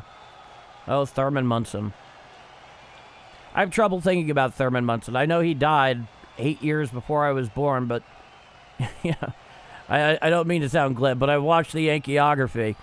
No, in all seriousness, I've talked to people who went through that. I remember a friend of mine whose father, who's passed in the last couple of years, he was a kid when that happened, big Yankee fan in eastern Pennsylvania, and he cried when he heard the news, and who can blame him? Now, the first pitch. A slider down and in and out of the zone. The count is 1-0. Ryan McMahon, he's 0 for 1. It's a righty-lefty matchup. Nobody on, nobody out. Bottom of the 5th inning. 1-0 Yankees. McMahon 0 for 1. Coming winds Dobbins, the 1-0. Uncle Charlie strike. Whispers over the black of the outside corner thigh high. And the count is 1-1. Yes, he did die way too early. A young family. It's just hard to think about. The 1-1. Foul tipped on the four-seam fastball down and in off the bat of McMahon, and the count is 1-2. Yeah, in some ways, the fact that Ryan McMahon is now hitting .211 is kind of incredible, since about the first 6 weeks of the season, he was batting under 100. It's time is granted by the home plate umpire at the behest of Ryan McMahon. So he's clearly made some way back there. Defensive whiz, but it's a real trade-off with him. Offense for the defense. Now, the 1-2 pitch. Hit out there to left field. Going over is the left fielder. He's underneath it in the corner. He makes the catch for the first out of the inning. So, Ryan McMahon flies out to Brian Torres in left for the first out. Here's George Lombard Jr. He's 0 for 1, second major league at bat. 78 games between AA and AAA, hitting .284, 12 home runs, 33 RBIs, 60 walks, 76 strikeouts, 14 stolen bases for the 21-year-old top prospect for the Yankees. He's up with nobody on, 1 out, bottom of the 5th inning. Righty-righty matchup. The first pitch from Dobbins. Chop foul down the third base side, not a play, and the count is 0-1. That's a good question, John Wilms. Luckily, I actually lived to see some of those days with the full-size bat. Now, the 0-1 pitch. Hit to the left side and just foul on the sweeper, and the count is 0-2. So, George Lombard Jr. has himself in a hole. 0-2 here to Hunter Dobbins. Top 5 Cardinals all time. That would, I guess it depends on how you want me to qualify that, Heather. I can tell for me personally. The 0-2. There's a fly ball out to left field. Going back, looking up, and it is gone. A solo home run and the first hit in the Major League career of George Lombard Jr., and that will give the Yankees a 2-0 lead. Oh, that thing went out easily 5 or 6 rows deep out there in left center. And George Lombard Jr.'s first Major League hit, much like Derek Jeter, is a home run to left field, a solo shot. That gives the Yankees a 2-0 lead. Is Luke Voigt still on the Yankees? No, he is not. He hasn't been on the Yankees in a couple of years. Had a nice stint with them, though. So, a couple of solo jobs here is the difference in this game. The first off of Jazz Chisholm Jr.'s bat to right. Now, the first pitch, hit to the right side by Wells. Taking it to the bag himself is Blaze Jordan for the second out of the inning. So, Austin Wells bounces out 3 for the second out. And then, of course, the solo home run by George Lombard Jr. That's the difference in this game. 2-0 Yankees. Yeah. Well, hey, Brother Joe, they always, anytime you have a major league pitcher, they always want to see, can they hit the fastball? And then they get a lot of fastballs, and then they find out. Here's Trent Grisham, who's over 2. Here's the pitch. Hit on out there in the right field. Going over is Velasquez. He makes the catch for the third and final out of the inning. 1 run on 1 very big hit. A solo home run to left. The first hit in the major league career of George Lombard Jr. gives the Yankees a 2-0 lead. We head to the top of the 6th inning. It is 2-0 Yankees. I'm Paul D. And this is Bombers Game Mike. 2-0 Yankees going top of 6. Yeah, Wells, I know Brian Cashman Milk is taking a lot of heat right now for not going and finding that bat for catcher, right? We've all seen Austin Wells struggle all of this year.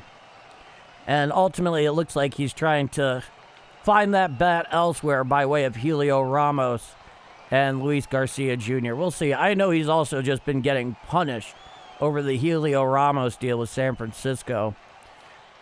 We'll see what happens. But ultimately, yeah, Austin Wells has not been good at the plate this year. I mean, he had a fine night last night, but that's been far more the exception than the rule so far. We've all seen it. And Trent Grisham, yeah, I mean, really, he's out there because there's 22 million reasons for him to be out there. Taking that qualifying offer, but he'll be a free agent at the end of the year. We'll see what happens. Okay, yeah, so, Heather, your question. So, only for me personally, right? My own evaluation, and this is not going to be any great surprise. Albert Pujols, Stan Musial, Bob Gibson, Adam Wainwright, because I love Waino, and, Yadier Molina. So I'm kind of splitting up between what I've seen and what I know historically. All right, we're back here for the top of the 6th inning. Ryan Weathers out there for his 6th frame. Due up for the Redbirds, Pages, Torres, and Weatheralt. So 8, 9, and 1. Pages steps up to the plate. He's 0 for 1. It's a lefty-righty matchup here against Ryan Weathers. They have a 2-0 lead. Do the Bombers. The first pitch. Strike. Sweeper down Broadway. The count is 0-1. What teams did the best trades? I mean, honestly, the Dodgers getting Tarek Skubal for a little more than a bag of balls, relatively speaking, I thought was an absolute steal. I thought it would take more than that. I really did. I think we all did, really. Now, the 0-1 pitch. Fouled straight back on the sweeper away, and the count is 0-2 to Pedro Pages. Yeah, the camera's still very focused there on the Cardinal broadcast on George Lombard Jr. Yankee fans are over the moon at the moment, especially with the hole at shortstop. The 0-2. Swinging strike three over the changeup down and in. Down hack, and there goes Pedro Pages for the first out of the inning.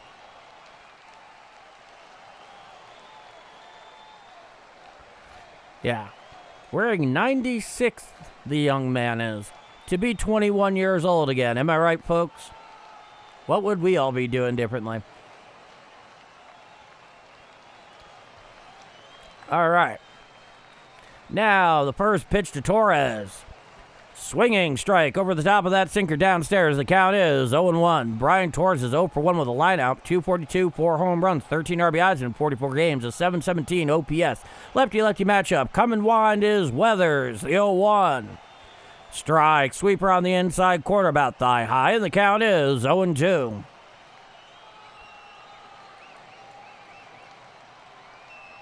Oh, well, John, that's a very difficult question to answer.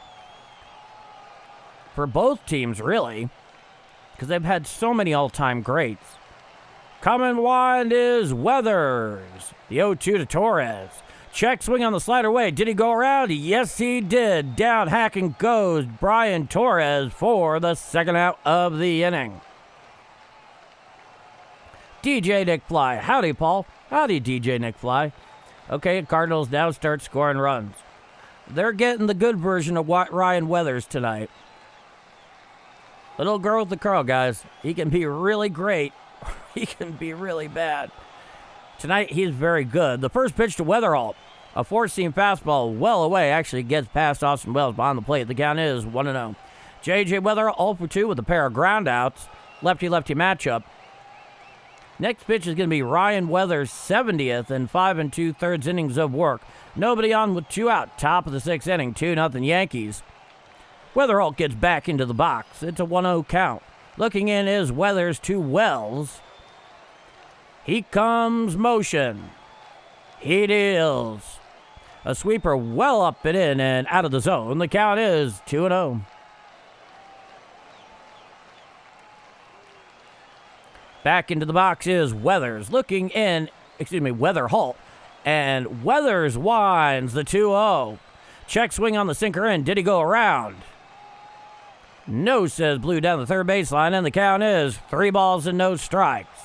So nobody on with 2 out. Top of the 6th inning, 2-0 Yankees. This is a 3-0 count here to Weatherall against Ryan Weathers.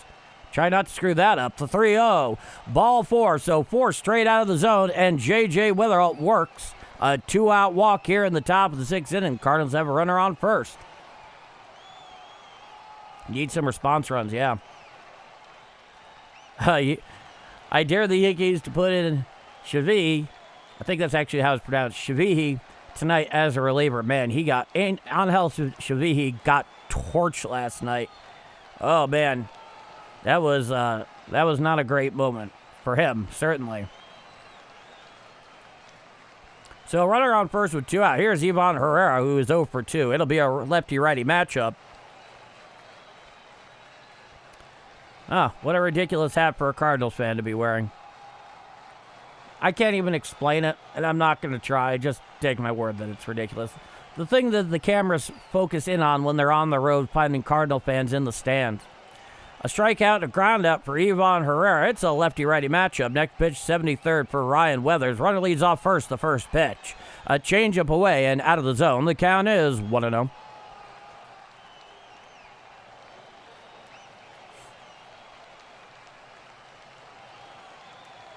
Looking in is Weathers. He's from the stretch.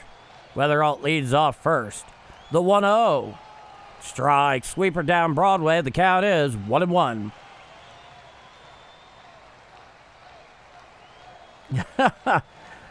I'll give you the read of the half inning, Jeff. No worries. Coming set from the stretch above the belt is Ryan Weathers. The 1-1 offering. Swinging strike on the changeup, down and in, and the count is 1-2. That walk brought to you in part by me, Jeff Coleman, at Panera Bread at Mid-Rivers Mall. Go visit him today. Let's go Cardinals. And thank you, Jeff, for the $1 super. Yeah, seriously, go visit him. If you're in the area, Mid-Rivers Mall, man, right off of I-70. The 1-2. Foul tipped on the changeup, down and away. Just getting a piece of that one did Herrera, and the count remains 1-2. So there's a runner on first with 2 out, top of the 6th inning. 2-0 Yankees. It's a 1-2 count here to Ivan Herrera, who steps into the box. Weathers has really been making his way tonight on the bump for the Yankees. He comes set above the belt. The 1-2. A 4-seam fastball well up and in and out of the zone. The count is 2-2. Herrera's bat recently has been heating up, to his credit. Now, coming set is Weathers from the stretch. The 2-2 offering. Hit foul down the first base side and out of play on the sweeper in. The count remains even at 2-2.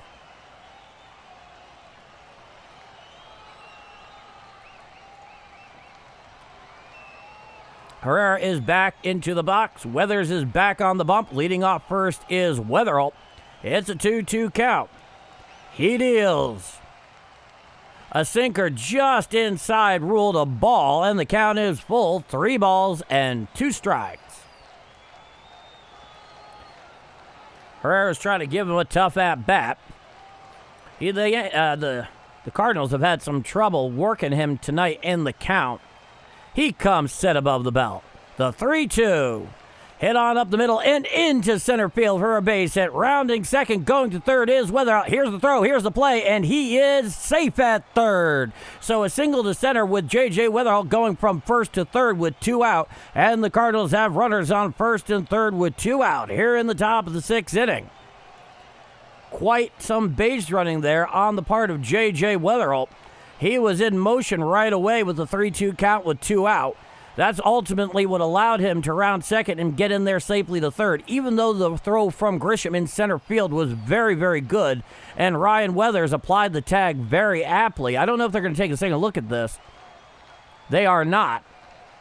That was the 80th pitch for Ryan Weathers, and now they're having a little powwow on the mound between him, the hitting coach, and the rest of the infield, including, of course, Austin Wells. So runners on first and third with 2 out, top of the 6th inning. 2-0 Yankees here in game 2 of 3 in this midweek set at the New Cathedral in the Bronx. In fact, this is the inning he has thrown the most pitches, 18. Previously, his high was 17 back in the top of the first. Now here comes Jose Fermin, third in the order. He's 0 for 2. Runners on first and third with 2 out.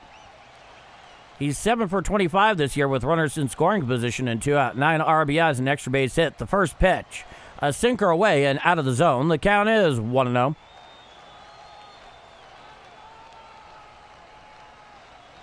Weatherholt leads off third. Herrera leads off first.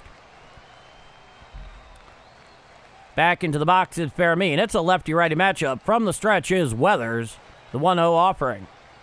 Strike, sweeper on the inner third at the knees. The count is 1-1. Ryan Weathers is, of course, slowed a great deal in his pace here with runners on. Even with the pitch clock, it shows. He comes set. The 1-1 pitch. Hit foul down the first base side and out of play on the changeup, down and away, and the count is 1 ball and 2 strikes. Got prime rib at home. Let's go. Oh, that's my favorite food, Brother Joe. I love a good prime rib. Indian food's pretty great, too. Now, coming set is Weather from the stretch. Time is granted by the home plate umpire at the behest of Jose Fermin. So Weathers takes a little pop of the rosin bag. Wants to get himself a little bit more friction there on the ball.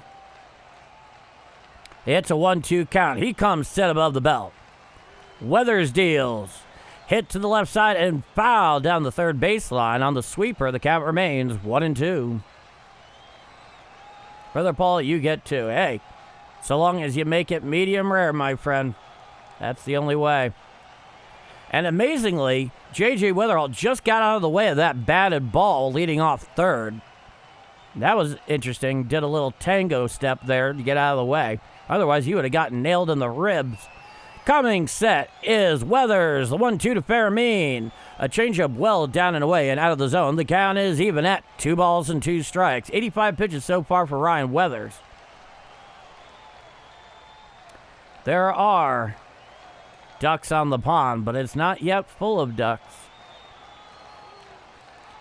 Now, Weathers comes set. And the 2-2. Fouled back on the slider, down and away, and the count remains 2-2. Fairmean, he does his part. There's no question. He has been a real asset to this Cardinal team. He gets back into the box. Runners lead off first and third with 2 outs. A 2-2 count, top of the 6th inning, 2-0 Yankees. The lefty, Ryan Weathers, comes set above the belt. Now the 2-2. A changeup well away and out of the zone, and the count is full, 3 balls and 2 strikes. On deck is Nelson Velasquez. In the hole is Mason Wynn. Weathers looks into Austin Wells. Runners lead off first and third with 2 out. They'll be going here on the 3-2 count. Here's a 3-2 pitch. Hit out there into left field and caught by Helio Ramos on a line for the third and final out of the inning. So, no runs and 2 left on. We head to the bottom of the 6th inning. It is 2-0 Yankees here in Game 2 of 3 in this midweek set at Yankee Stadium. I'm Paul D. And this is Bombers Game Mike. 2-0 Yankees going bottom of 6. Well, he hit it on the screws. He just hit it right to Helio Ramos. That's baseball, Susan.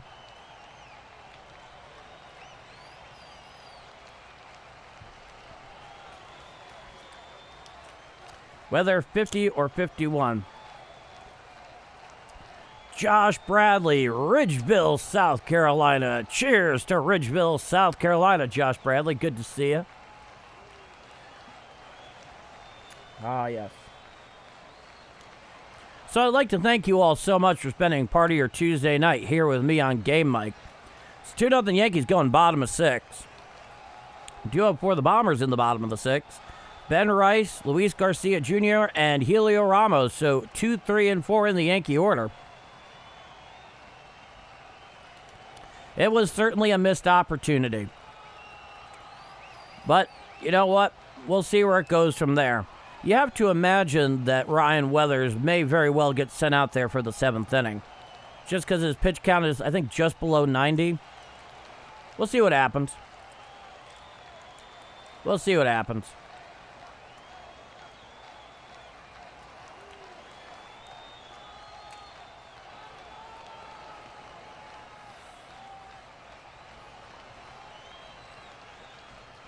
Yes, they did go duck hunting on your pond, Brother Joe. You got it, Heather. All right, we're back here for the bottom of the 6th inning. 2-0 Yankees, the first pitch to Ben Rice. Cutter strike, outside corner, the count is 0-1. Correction, that was a sweeper. It's an 0-1 count. Righty-lefty matchup, nobody on, nobody out. Bottom of the 6th, 2-0 Yankees. Here's the pitch. A 4-seam fastball inside, ruled a ball. The count is 1-1. You're very welcome, Jeff.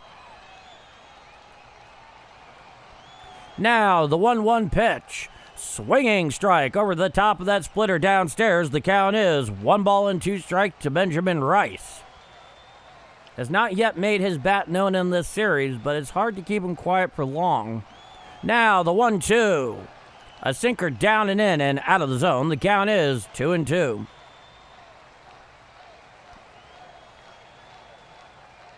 Hunter Dobbins looks in. Now the pitch. A curveball down and in actually gets away from Paez there, and the count is 3 balls and 2 strikes. There we go. Now the 3-2 pitch. Ball 4 on the splitter, down and in once again, and gets away from Paez. If anybody were on, it'd be a wild pitch. So the Yankees have a runner on first with nobody out, following the leadoff walk by Ben Rice.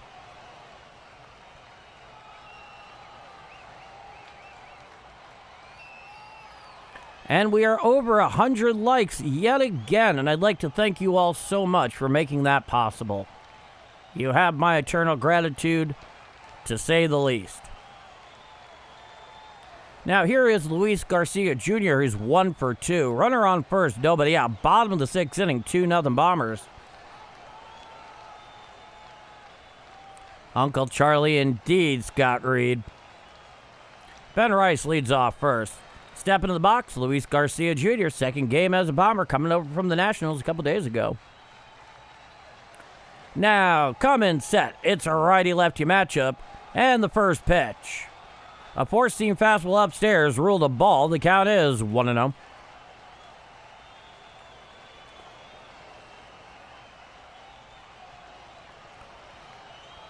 Next pitch is going to be the 69th for Dobbins. Runner leads the 1-0.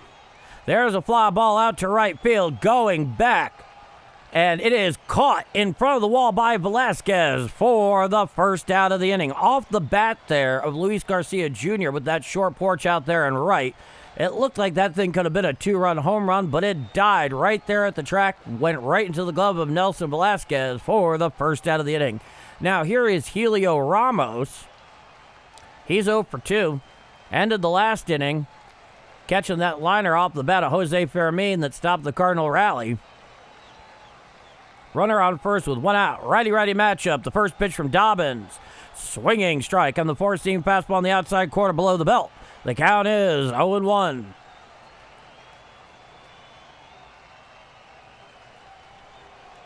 He comes set below the birds. The 0-1. Fouled back on the four-seam fastball up and away, and the count is no balls and 2 strikes. Josh Bradley, guys on the team after the trade deadline should lock in. We have a lot of good players. I think it probably has made them more relaxed, honestly. I was talking about this a little bit the other night. Dobbins comes set below the birds. The 0-2. Hit down the right field line, giving chases Velasquez, but it slices well foul, and the count remains 0-2. Because we were talking about the other night, it's actually Mrs. Game Mike who brought it up. He's like, these guys could possibly be tense, prior to the deadline, because there's all these rumors that they're taking offers for anybody but Walker and Weatherholt. And that has to do something to you. I don't know how it couldn't. They do seem loose here. Here's the pitch. Swinging strike 3 on the sweeper away. For the second out of the inning, Helio Ramos goes down hacking on that sweeper away for the second out of the inning.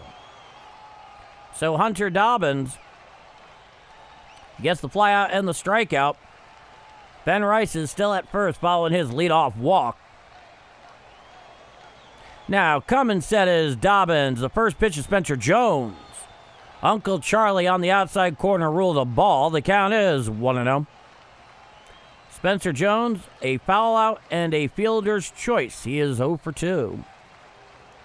Righty-lefty matchup. Runner leads off first. From the stretch is Dobbins, the 1-0. Fouled straight back on the four-seam fastball up and in. The count is 1-1. And they're focusing in on the statues out in center field, which, if you ever go to Yankee Stadium, is definitely worth visiting. I haven't been to the one at the new ballpark, but I went out there at the old one. The 1-1. A splitter down and in and out of the zone. The count is 2-1. It's wonderful. Hey, Justin Beasley just stopping by to drop my like. You all should do the same. Whistle time. Good to see you, Justin. Hope you're having a good night. Now Dobbins sets below the birds. The 2-1. Swinging strike on the splitter, down and away. Swinging over the top of that one was Spencer Jones, and the count is 2-2.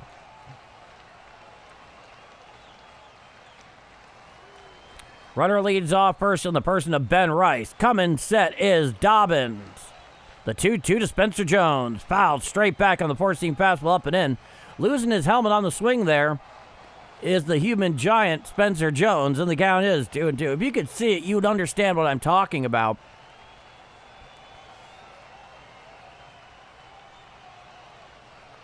He's back into the box. Ben Rice leads off first with 2 out. It's a 2-2 count, bottom of the 6th, 2-0 Yankees. Here's the pitch. There's a fly ball out to center field. Going back is Nate Church in front of the track. He makes the catch for the third and final out of the inning. No runs, no hits, 1 walk, 1 left on. We go to the top of the 7th inning. It is 2-0 Yankees here at Yankee Stadium for Game 2 of 3 in this midweek set. I'm Paul D., and if you're enjoying my call of Redbird action here tonight on Game Mike and you think I deserve it, please leave a like. It's really doing wonders for this channel. I cannot emphasize that enough. Lord knows I'm deeply grateful for it. And it's helping push this thing out there through the algorithm to other Cardinal fans who are having trouble following this team every day. I think that's something that most of us can most certainly appreciate at this point. And if you're not already subscribed, you like what you see in here, well, hit subscribe. What are you waiting for? We'd love to have you. With that said, 2-0 Yankees going top of 7. I did, Roger. I did. More than earned it, he has. Let's go Cardinals. Very good, Scott Ray. I love that. Come on, birds. Let's get some runs. Speaking my language there, Jeff. So, due up for the Cardinals in the top of the 7th inning. Nelson Velasquez, Mason Wynn, and Blaze Jordan. So, 4, 5, and 6 in the order. See if Ryan Weathers is still out there. Ryan Weathers has thrown 88 pitches, 56 of them have been strikes. Hunter Dobbins, 79 pitches, 50 of them have been strikes. So with the exception of those 2 solo home runs, Hunter Dobbins has pitched fairly well. Ryan Weathers has pitched better. That's where we are after 6 full. Nelson Velasquez is 0 for 2 with a strikeout. Mason Wynn 1 for 2 with a strikeout. Blaze Jordan is 1 for 2. And we're back to the action in the top of the 7th inning at the big ballpark in the Bronx. 2-0 Yankees here in the top of the 7th inning. And now they have gone to the bullpen. Aaron Boone has brought in Fernando Cruz in 53 games, 58 and a third innings pitch, a 2.79 ERA, a whip of 1.32, 11.17 Ks per 9. He is a right-hander, and this is a righty-righty matchup. The first pitch to Velasquez. A slider away and out of the zone. The count is 1-0.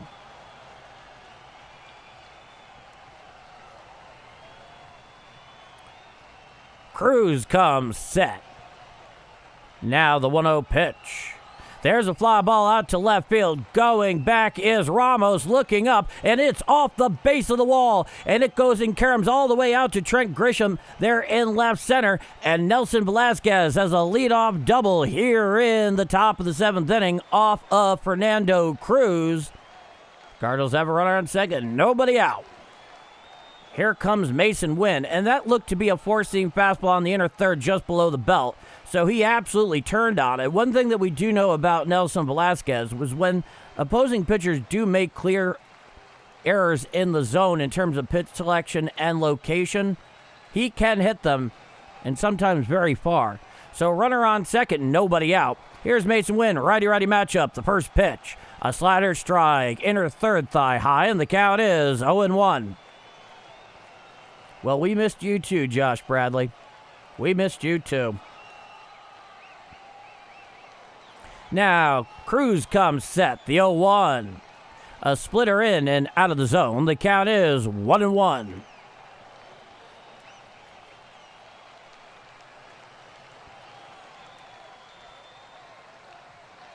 Oh, Maxwell, thank you. Now, the 1-1 pitch. Hit on up the middle, picked up by George Larbrough Jr., left of second. He throws to first in time to get Mason Wynn. Moving up 90 feet there is Velasquez. So it is a productive out. However, Mason Wynn grounds out 6-3 for the first out of the inning. The Cardinals have a runner on first with 1 out here in the top of the 7th inning. Maxwell Mook, you're killing it, brother. Listening with my lifelong Yankee fan grandma on our drive back to Tampa from Miami. We'll definitely be tuning in again. Thank you so much, Maxwell. Common set is Cruz to Blaze Jordan. Righty-righty matchup. The first pitch. Check swing on the splitter. Down and away. Did he go around? No, says Blue down the first baseline. The count is 1-0. Well, I'll tell you this, Maxwell, as a fellow Yankee fan. These are my favorite teams, but I call Cardinal games because I live in St. Louis now, and I love the people that I get to call it too. Coming set is Fernando Cruz. The 1-0.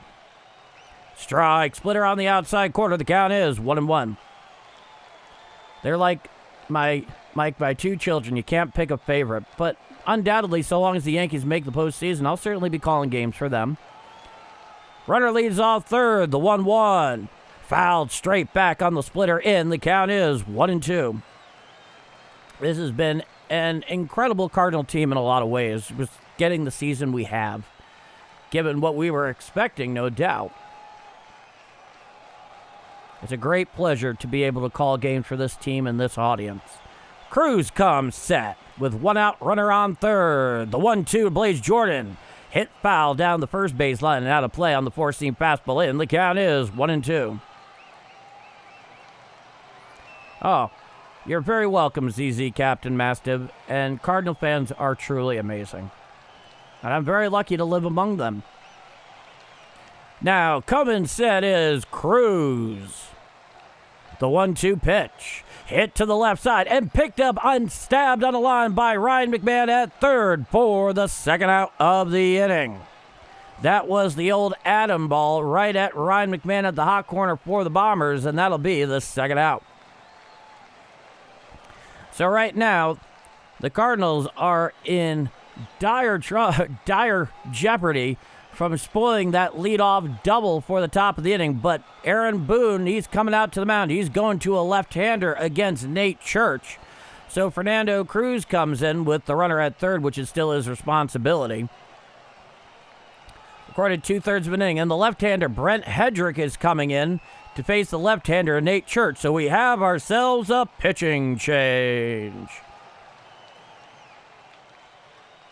Paul D's Misfits. Mrs. Game Mike likes calling the audience here Game Mikeaholics. Kind of like I like it a bit better than Bomberettes, honestly. That just sounds kind of odd. I feel like there should be line dancing with kicks when you talk about Bomberettes. But Game Mikeaholics, I think I could do with that. So Aaron Boone is going to the left-hander Brent Hedrick. The 28-year-old left-hander in 57 games this year out of the pen for the Bombers. They're 6-1. He has a 1.42 ERA and 57 innings pitched exactly. 68 strikeouts in that span, so more than a strikeout an inning by quite a lot. And a whip of 1.09.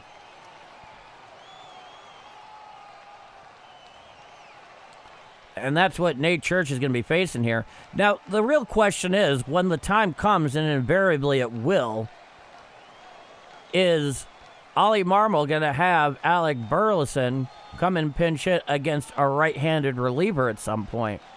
I think Jordan Walker's just simply getting the day. And there's one thing we've learned so far about Ollie Marmol. When he gives a guy a day off, he really gives him a day off. They have to be in quite a position for him to call upon them. It's I'll just describe it as a way to go. A way to go. We can still sneak into a playoff pod. Our pitching is going to be the linchpin. Yeah, especially the pitching that comes out of that bullpen. My goodness.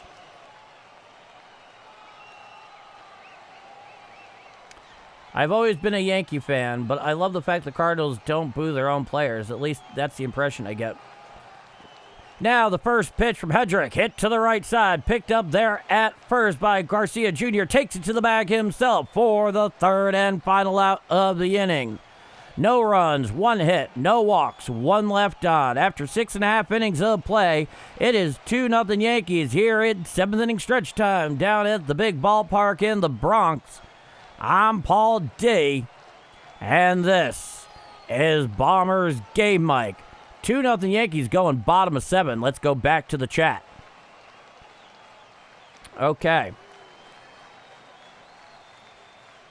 No, I would say, Mark Glover, that Cardinal fans are pretty encouraging, pretty positive.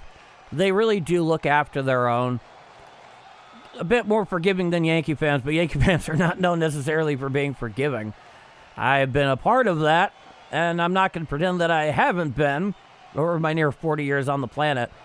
But Cardinal fans are very good to their players, especially their good players. I mean, you know, could Yadier Molina buy a drink for himself anywhere in the St. Louis area if somebody recognized him? I tend to doubt it. Well, we'll see, ZZ Captain Mastiff. How many wins would we need to get into the postseason right now? That's a good question. If I'm being honest. 35, maybe? 37? It's hard to say.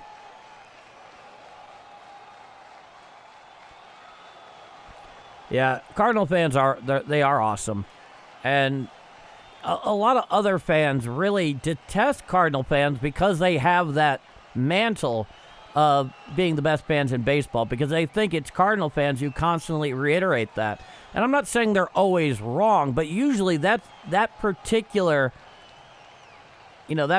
title came from without. I think it started with Peter Gammons, honestly. I haven't thought about him in an age. So due up for the Bombers in the bottom of the 7th inning, Jazz Chisholm Jr., Ryan McMahon, and George Lombard Jr., who has made himself quite an MLB debut. But the most important thing in terms of the best fans in baseball bit, right? I know Cardinal fans, take heat for that. But the fact of the matter is, it doesn't really change anything. Because Cardinal fans are just going to do what they've always done. And there's a reason why players come here and they generally don't like to leave, especially when the teams are good. You've seen guys take less money to stay here in the past. I don't really think that's changed too much. Cat Snow, hey everybody, let's go Cards. Cheers, Cat Snow, good to see you. So tomorrow, I believe starting is going to be Andre Palante for the Redbirds. Tomorrow's game is a 6:05 p.m. Central start at Yankee Stadium. I'll be here live on Game Mic at 5:55 p.m. with the play-by-play live stream. And we are back here for the bottom of the 7th inning. Let's see what... Looks like Dobbins is still out there.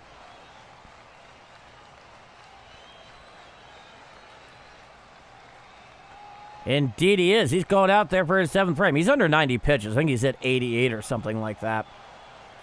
And Jazz Chisholm Jr. is responsible for one of the 2 Yankee runs tonight. That solo home run back in the bottom of the 2nd inning. Basically took advantage of a hanging curveball. You hang it, he bangs it, as the old saying goes. Sounds a little dirty, but you get the idea. Hey, what happened to Burley and Jaywalker? I think, Max, that Jordan Walker's just getting the day off, and Burley got at least the initial part of this night off because of the lefty Ryan Weathers, who's particularly tough against lefties. That's what I think is going on. That and just taking that opportunity to give him some time off. Because, these guys, they'll play every day if you let them.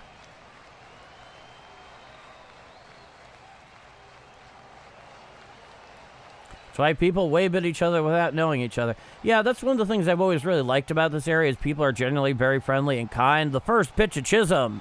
Strike, 4-seam fastball down Broadway below the belt. The count is 0-1. Apparently Burley's eating prime rib right now. Well, the post-game spreads at Yankee Stadium are known for their prime rib. The pitch. Swinging strike on the splitter on the outside corner. The count is 0-2. So Dobbins is ahead of Jazz Chisholm here, 0-2. 1 for 2 with that solo home run back in the bottom of the 2nd. He struck out in his 2nd at-bat. Nobody on, nobody out. Bottom of the 7th inning, 2-0 Yankees. Now the 0-2 pitch. A splitter down and away and out of the zone. The count is 1-2. Righty-lefty matchup with the lefty Jazz Chisholm at the plate. Dobbins looks in, comes one, the 1-2. Swinging strike three. Down, hacking goes Jazz Chisholm Jr. for the first out of the inning. That was the 83rd pitch for Hunter Dobbins tonight. Sometimes you have to protect a player from themselves. That's exactly what it is, Jeff. Now, here is Ryan McMahon, the left-handed third baseman. He is 0 for 2. It's a righty-lefty matchup, the first pitch. A splitter away and out of the zone. The count is 1-0. Ryan McMahon last night had a solo home run, I believe, in that bottom of the 7th inning. Coming winds Dobbins, the 1-0. A slider down and in and out of the zone. The count is 2 balls and no strikes. Paul, it was reported that Jaywalk has some inflammation in the right knee. Hope it's nothing serious. Okay, I was asking about that earlier. I wasn't sure. I don't know more than you do. The 2-0. Strike. Uncle Charlie on the outside corner at the knees to Ryan McMahon, the name I can't possibly forget. The count is 2-1. He wants the 2-1. Hit out there into right field. Going over is Velasquez. It falls in for a one-out base hit to right off the bat of Ryan McMahon. The Yankees have a runner on first with 1 out here in the bottom of the 7th inning.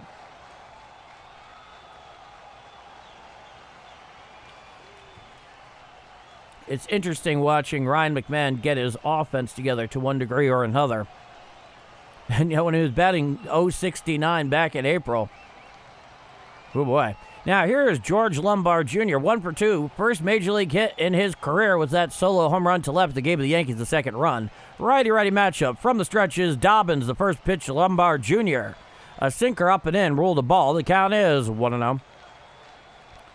No, Pedro Pajes is not at first. Ryan McMahon is at first. But Pedro Pajes is behind the dish catching tonight. He comes set. Now the 1-0. Foul down the first base side. Now to play on the four-seam fastball away. The count is 1-1. Yeah, I never got into soccer. I don't like any sport where you can't use your hands. That's the way of looking at it, Brother Joe, that's for sure. I think the World Cup is interesting and some Premier League stuff, but anything in the U.S. here is generally not that interesting. The 1-1. A sinker up and in, just getting out of the way of that is George Lombard Jr., and the count is 2-1. You know, MLS here in the United States just doesn't interest me. It doesn't. And St. Louis is one of the homes of U.S. soccer. I still don't have much of an interest. The 2-1. A slider down and away and out of the zone. The count is 3 balls and 1 strike. So a runner at first in the person of Ryan McMahon with 1 out here in the bottom of the 7th inning. It's 2-0 Yankees. From the stretches, Dobbins sets below the Birds. The 3-1 to George Lombard Jr. Ball 4 on the sinker away. So a 1-out walk there by Hunter Dobbins. And the Yankees have runners on first and second with 1 out here in the bottom of the 7th inning. Cat Snow. Yeah, I tried to follow soccer during the World Cup, but what a bunch of flopping and divas. Well, yeah, especially when they're making up an injury just to try to get a yellow or red card. Here comes Ollie Marmol. It looks like he's going to give Hunter Dobbins the hook. Indeed he is. He is going to the lefty Ferguson, recently acquired from the Cincinnati Red for $250,000 in international signing pool money. So the left-hander is going to come in to face the left-handed catcher, Austin Wells, in the 9 spot. And Hunter Dobbins, 6 1/3, 2 earned runs. He's still responsible for the runners on first and second. Wells equals double play. Yeah, I know, Milk D. I've seen it all year. It's unfortunate because I actually like Austin Wells, but hey, you know, you can't bat in the 160s in the Bronx and expect to get a lot of love for it. And I find it interesting that Brian Cashman did not end up pulling the trigger for a better hitting catcher. I mean, Adley Rutschman going to Boston. It's like, what's going on, man? What's this all about? That's definitely been part of the scuttlebutt and a lot of what Yankee fans have been talking about the last couple of days after the deadline. You know, when you've been a GM for a team for 28 years, I think it is, Brian Cashman, you begin to wonder, Has he run his course? I don't have the answer to that, naturally. Only Hal Steinbrenner does. I mean, the guy has basically become part of the family, so it's kind of hard to imagine the Yankees without him, but, 30 years as a GM nearly is a long time. I brought in Billy D. Whelan from the bingo long-traveling all-stars, and Wells is still hitting into a double play. He's been rough in the box, there's no question about it, Milk. Defensively, he's been fine. But in the box, you need better than 160. I guess 167 or something like that. All right, we're back here for the bottom of the 7th inning. In comes Caleb Ferguson. In 26 games this year, 24 and 2/3 innings pitched, an ERA of 4.01, a whip of 1.50, 8.03 Ks per 9. He has a 50% ground ball rate. He is a southpaw to face the left-handed catcher, Austin Wells. He's in the 9 spot. On deck, Trent Grisham. So there's a series of left-handers. It makes all the sense in the world. We have ourselves a pinch hitter in the person of Paul Goldschmidt. It's actually a lefty-righty matchup. Goldie's hitting 246, the first pitch. Hit up the middle, picked up there. Throwing to second is Caleb Ferguson. Throws to first in time for the inning-ending double play. A 1-6-3 double play on the first pitch off the bat of Paul Goldschmidt, and that will do it. So, no runs and 2 left on. We go to the top of the 8th inning. It is 2-0 Yankees here in Game 2 of 3 in this midweek set at Yankee Stadium. I'm Paul D., and this is Bombers Game Mike. It was hit right up the middle. Caleb Ferguson, with his momentum going away, manages to get it in his glove, turn around, throw it to Mason Wynn, a very good throw, and then Mason Wynn, with that cannon of his, gets Paul Goldschmidt going down the line for the 1-6-3 double play to end it.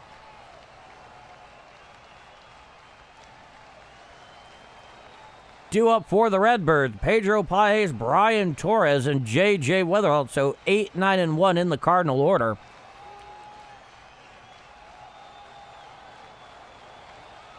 Yeah, Blaze Jordan is playing first base right now, Brother Joe. He's done a pretty decent job.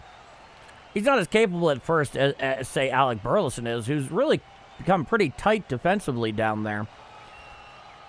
He's definitely found himself a home at first base. See what happens from there. You think he likes it better? I don't know. But he's done a capable job defensively at third. He's had a couple of miscues, but hey, let's put it this way. Doing better than Nolan Gorman was. Nolan Gorman, man, I would not want to be that guy right now. You have to feel for him. He's, batting under the Mendoza line down at AAA. You had to imagine whatever's going on there is happening between the ears. That's the thing about baseball compared to really any of the other big sports, even though they all have a component of it. The mental game in baseball is just so important. All right, we're back here for the top of the 8th inning. 2-0 Yankees, 0-5-0 Cardinals, 2-4-0 for the Yankees. Pedro Paez is due up. And the first pitch is a strike on the outside corner. The count is 0-1. Righty-righty matchup. Correction. Lefty-righty matchup against Hedrick. Here's the pitch. Swinging strike over the top of that splitter. Swinging that way did Paez, and the count is 0-2.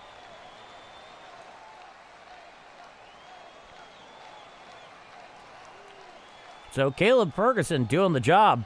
One pitch, ground ball, double play to end it. Now the 0-2. Hit on out there into left center field and in for a leadoff single off the bat of Pedro Paez. And the Cardinals have a runner on first with nobody out. Here in the top of the 8th inning, Pedro Paez and the 8-hole just depositing out there in left center field. Nothing but real estate there at the time. Here is Brian Torres. Lefty-lefty matchup against the lefty Brent Hedrick. Yeah, I was about to say, Max, I thought Mason Wynn was your boy. Lefty-lefty matchup. Coming sets Hedrick. The first pitch to Torres. A sinker inside ruled a ball. The count is 1-0. Brian Torres is 0 for 2. A lineout and a strikeout swinging. 2-0 Yankees, top of the 8th. Coming sets Hedrick, the 1-0. Strike, sinker down Broadway. The count is 1-1.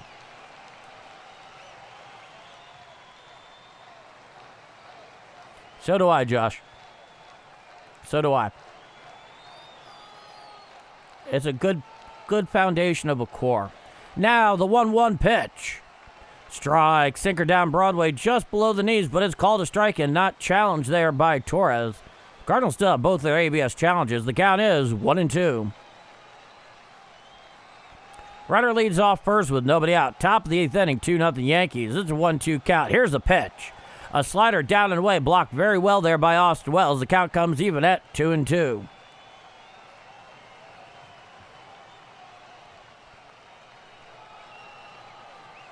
I'm very interested to see what happens with him, Brother Joe. I really am.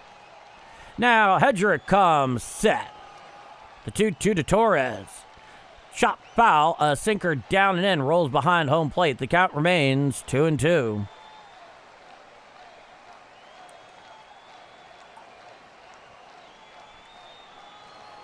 Hedrick picks up the rosin bag, looking to get a little bit more grip on this thing right here. He comes set, the 2-2.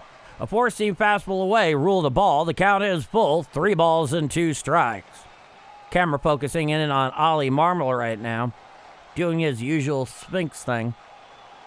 Runner on first, nobody out. It's a 3-2 count to Brian Torres. Coming set is Hedrick. The 3-2 offering. Ball 4 on the sinker downstairs. And that will put runners on first and second with nobody out here in the top of the 8th inning for the Redbirds. Pozo is on the Baltimore Orioles. BKJ.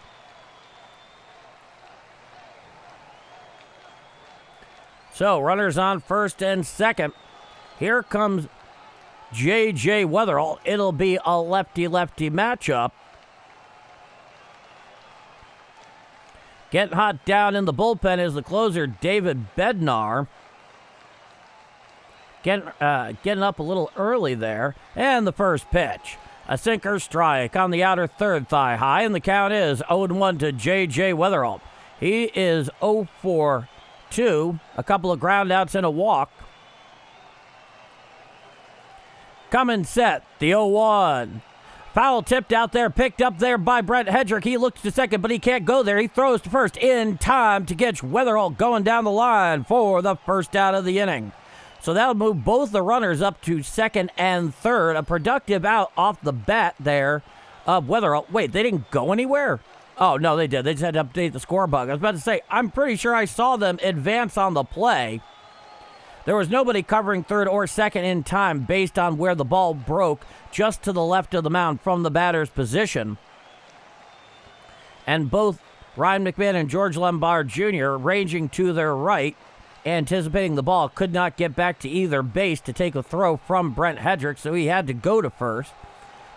So a productive out off the bat of J.J. Weatherall, and stepping into the box is going to be Ivan Herrera. It'll be a lefty-righty matchup.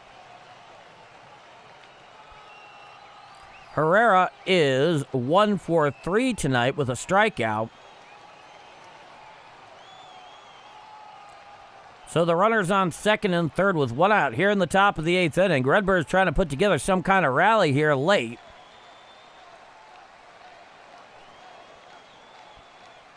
Runners lead off second and third. Lefty-righty matchup, the first pitch. A splitter well down and in and out of the zone. The count is 1-0. Ivan Herrera, a strikeout swinging, a ground out, and a single. That single came back in the 6th. Runners lead the 1-0. Chop foul down the third base side. Now to play on the sinker down and in. Correction. The splitter down and in, I think. The count is 1-1. I don't think that's what they're paying him for, Brother Joe. But they would definitely be caught on their heels. The 1-1. Fouled straight back on the four-seam fastball upstairs. The count is 1 ball and 2 strikes to Ivan Herrera. I keep waiting to push the score bug buttons. Muscle memory at this point. I know how you feel, Justin. It's a 1-2 count. One out, runners on second and third. Hedrick looks in. He comes set. The 1-2. Hit to the right side and foul on the four-seam fastball up and in, so the count remains 1-2. My output, really, Philip. I'm curious how so. Break a heart, not ours. Well put, Roger. He comes set, does Hedrick. The 1-2 offering. Swinging strike three on the four-seam fastball up and away for the second out of the inning. So Ivan Herrera goes down hacking.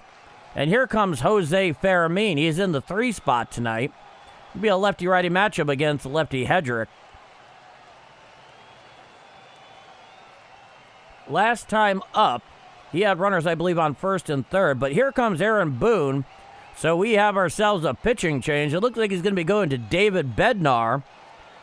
Looking for a long closing opportunity here tonight for the Yankee closer, who's had a pretty good year.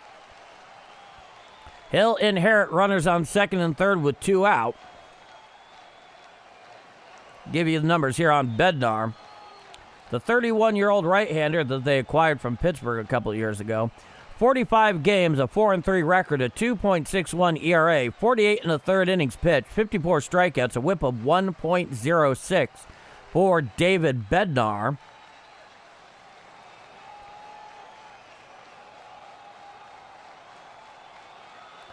This year, David Bednar has 24 saves in 26 opportunities.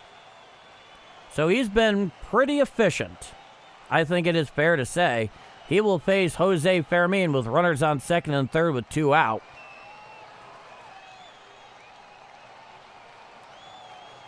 I said not ours.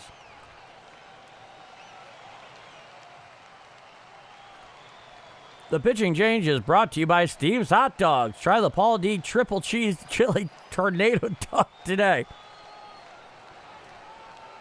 Justin, you are a tried and true advertisement copywriter, if I've ever encountered one. Yes, Fermin is a pro. And that is a mouthful indeed, Roger. So we await the pitching change. The Yankee closer, David Bednar, the right-hander, is going to be coming in. He's going to be asked to get a 4-out save.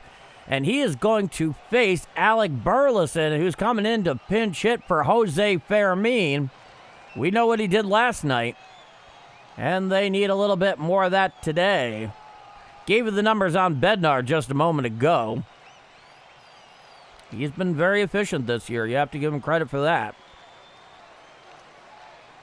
How do I know everything?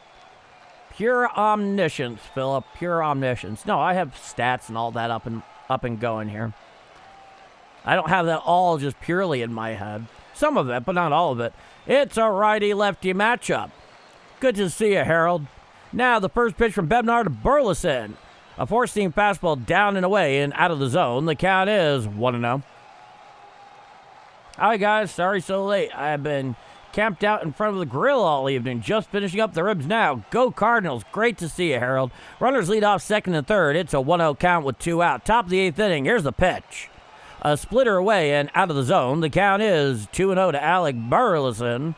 Coming in pinch hitting here for Jose Fermin, which invariably means they will move Blaze Jordan from first to third and then put Alec Burleson at first for the bottom of the 8th in terms of defensive alignment. Time was requested by Austin Wells, the Yankee catcher, and it looks like they're putting him on intentionally. So an intentional walk issued by the Yankees to Alec Burleson. I can't say that's the wrong move based on how he was hitting last night. And the bases are loaded with 2 out here for Nelson Velasquez, who's 1 for 3. Last at bat was a leadoff double. And it's a righty-righty matchup. Bases loaded, 2 out. Top of the 8th, 2-0 Yankees. Bednar comes set. The first pitch to Velasquez. Splitter strike right down Broadway. Taken all the way there was Velasquez, and the count is 0-1. Sal Arroyo, let's go Yankees. Hey, Yankee fans are certainly welcome here. Now he comes set. The 0-1. Swinging strike on the splitter down and away from Bednar, and the count is 0-2.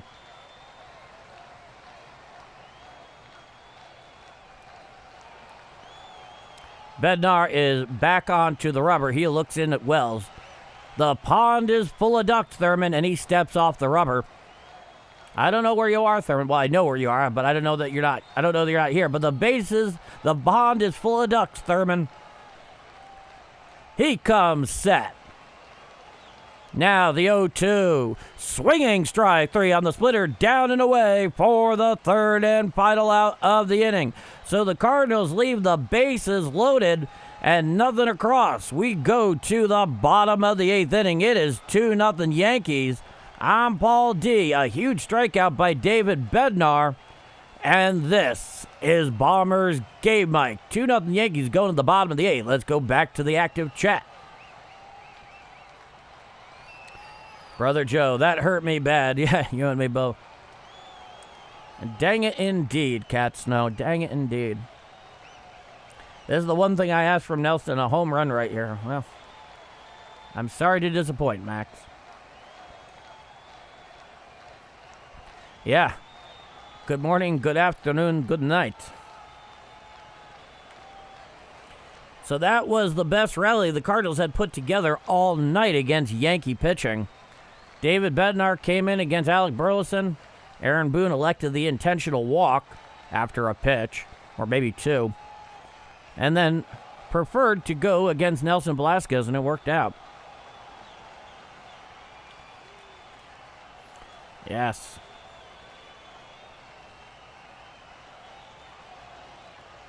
And to you, Max. But never this. Yeah. Old Winston Churchill.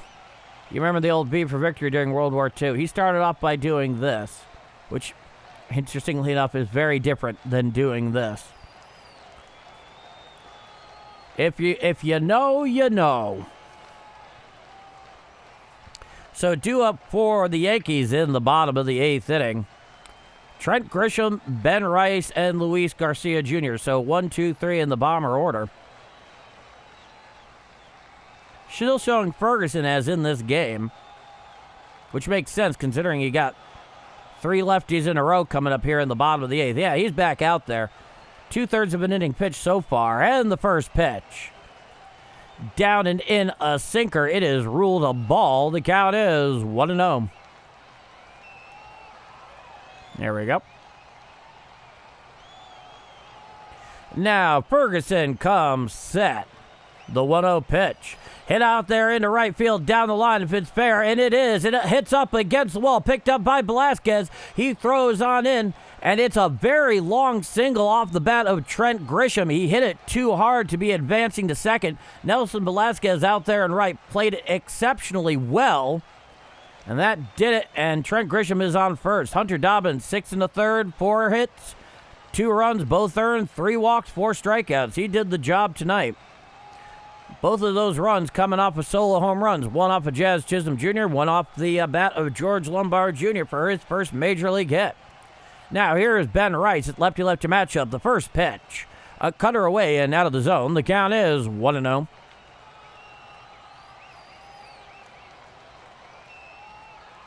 You might be right, Grimsome. You might be right. Now the 1-0. Strike, 4-seam fastball down and in to Ben Rice, and the count is 1-1.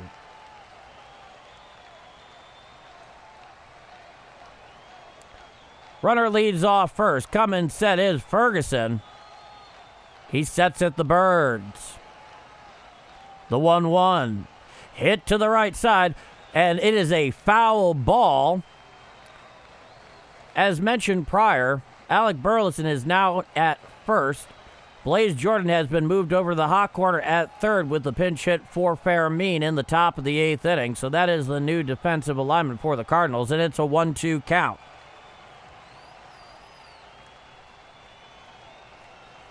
Ferguson looking into Pages.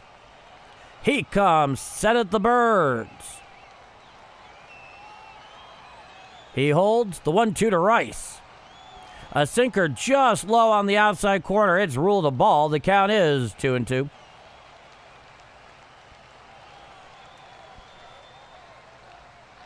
Runner leads off first in the person of Trent Grisham following the leadoff single. Ferguson sets. He deals. There's a fly ball out to shallow left field. Charging towards the line is Torres in foul territory and just beyond his grasp on the netting on the left field stand. So the count remains 2-2. Josh Bradley, East Coast time, gonna put me in the bed. Happy to listen and comment for a while. Love Cardinals Nation. Cheers to you, Josh Bradley. Let's go Redbirds indeed, Harold. So it's a 2-2 count to Benjamin Rice.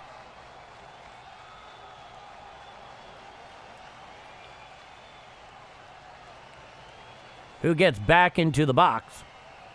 Ferguson sets. Now the pitch. Swinging strike three. Down, hacking goes Ben Rice on the four-seam fastball up and in. For the first out of the inning. So a big strikeout there by Ferguson. Keep wanting to call him Craig Ferguson. I wonder why.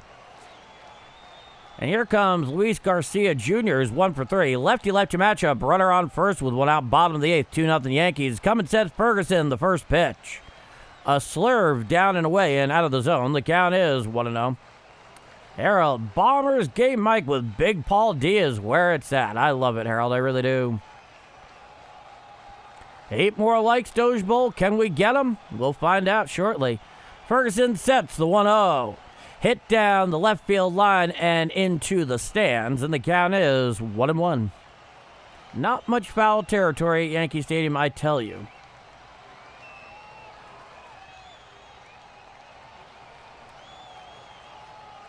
Yeah, there's no question about it, Brother Joe. It's not an easy thing when you're not playing every day. You're part of a righty hitting platoon against left-handers. Ferguson sets. The pitch to Garcia Jr. A cutter down and away and out of the zone. The count is 2 balls and 1 strike. Looking at all those retired numbers out there beyond the bleachers in the outfield at Yankee Stadium. Boy, there are a lot of them. I'm lucky to have seen quite a few. The 2-1. Hit foul down the first baseline. Now to play on the four-seam fastball in. The count is 2-2. 13 pitches so far for Ferguson. Runner on first with one out. It's a 2-2 count. Bottom of the eighth inning. 2-0 Yankees. Getting late fast. Here's the pitch. Fouled straight back on the four-seam fastball inside. The count remains 2-2. Yeah, there are a lot of Aaron Judge jerseys and jersey shirts and whatnot. A WBC Aaron Judge jersey there in the stands as the camera was just focusing on. He has to be just absolutely hating being on the IL, and I don't blame him. The 2-2 pitch. Hit to the right side and fouled down the first baseline on the cutter down and in. The count is 2-2. When you're a gamer like Aaron Judge, being on the IL has to be like purgatory.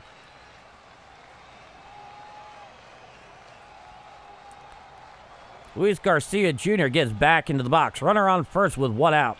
It's a 2-2 count. Ferguson sets at the Birds. The pitch. And he popped him straight up in the infield. Who's called for it? Weatherholt's under it. He calls for it. He makes the catch for the second out of the inning. So Luis Garcia Jr. pops out for the second out. Put out 4 for the second out. And a Mariano Rivera jersey out there they're focusing in on. My favorite player of all time. Oh, Mo is the best. Now here's Ramos, lefty-righty matchup. He's 0 for 3. Runner on first with 2 out. 2-0 Yankees, bottom of the eighth. The first pitch. Hit to the left side. Picked up there by Weatherholt. He tosses over to second to get the force to Weatherholt for the third and final out of the inning. No runs, 1 hit, no walks, 1 left on. Well, actually, no left on. We head to the top of the 9th inning. It is 2-0 Yankees here in Game 2 of 3 in this midweek set at the big ballpark in the Bronx. I'm Paul D, and this is Bombers Game Mic. Last lick for the Cardinals. Let's get back to that chat. All right. Happy Hodag. Will the Cardinals come back in a thriller, or will the Bronx Bombers hold on and win this one? Find out in the 9th inning. Yes, we will, Hodag. Yes, we will. Like I said, Bednar's been very efficient, and you credit him for that. It is not an easy job being a closer in Yankee land, especially in the post-Mariano Rivera era. Because even if Yankee fans don't say it, they're always thinking of it like, man, this would be over if Mo was on the mound. I know, because I've thought it myself from time to time. So due up for the Redbirds in the top of the 9th inning. Mason Wynn, Blaze Jordan, and Nate Church. 5, 6, and 7 in the Cardinal order. They will face the closer, David Bednar, who came in to get the final out in the bottom of the 8th with the bases loaded and 2 out.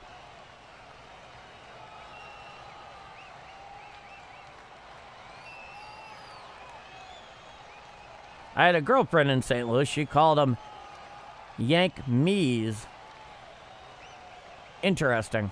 Jeff Coleman with a $1 super. Thank you so much, Jeff. It is always greatly appreciated. You know that. I thank you. Pretty pleased with the cherry on top. We'll find out shortly, Brother Joe. Mason Wynn will be the first due up here in the top of the 9th inning. 2-0 Yankees here, top of the 9th. I am from Kansas, by the way. Still a Union roofer in Missouri. Still live in Kansas. Cheers to you, ZZ Captain Massive. Righty-righty matchup. Here's Mason Wynn. Cummins says Bednar, the first pitch. Strike. Four-seam fastball outside corner at the knees. The count is 0-1.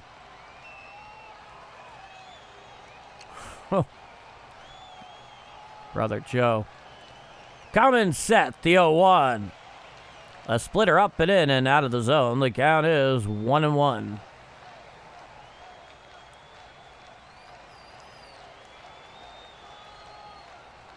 I am 68. Thanks, Baldy. You're very welcome, Captain Mastiff. Bednar sets the 1-1 offering. Swinging strike on the four-seam fastball inside. That came in at 96 miles an hour. The right hand of Bednar, and the count is 1-2 strikes. Going to change my PFP. I'll be back in 2 minutes. You got it, Max. So it's a 1-2 count. Nobody on, nobody out. Top of the 9th inning. 2-0 Yankees. In the box is Wynn. The 1-2 from Bednar. Fouled down the first base side and out of play on the splitter away. And the count remains 1-2 strikes.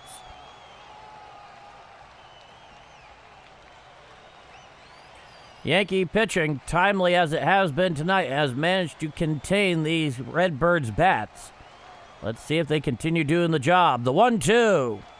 A four-seam fastball upstairs, taken all the way, is Mason Wynn, and the count is even at 2-2 strikes.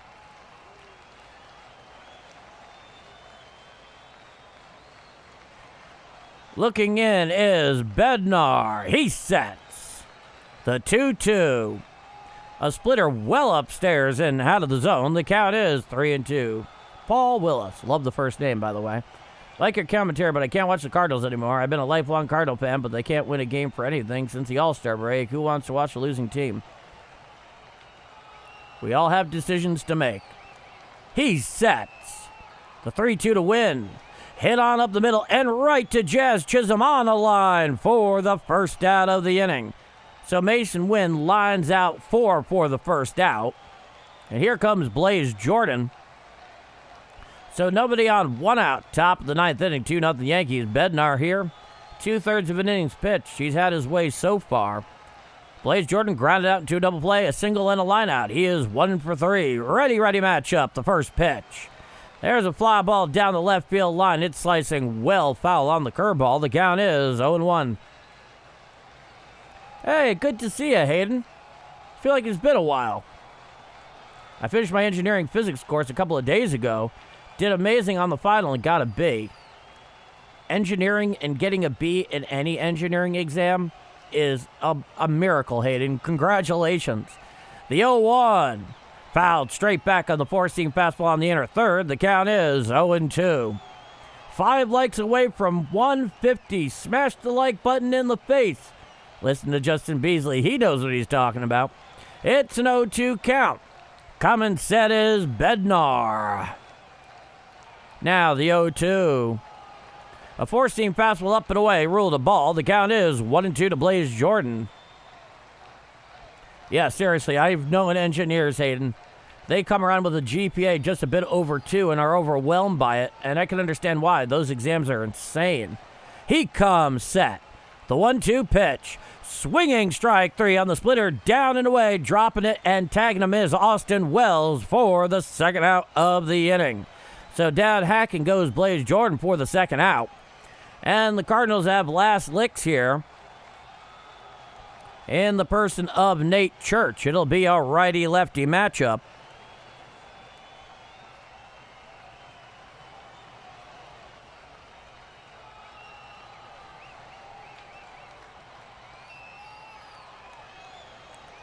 Now, the first pitch, Nate Church. Swinging strike on the four-seam fastball up and away. Swinging underneath that one was Nate Church. The count is 0-1.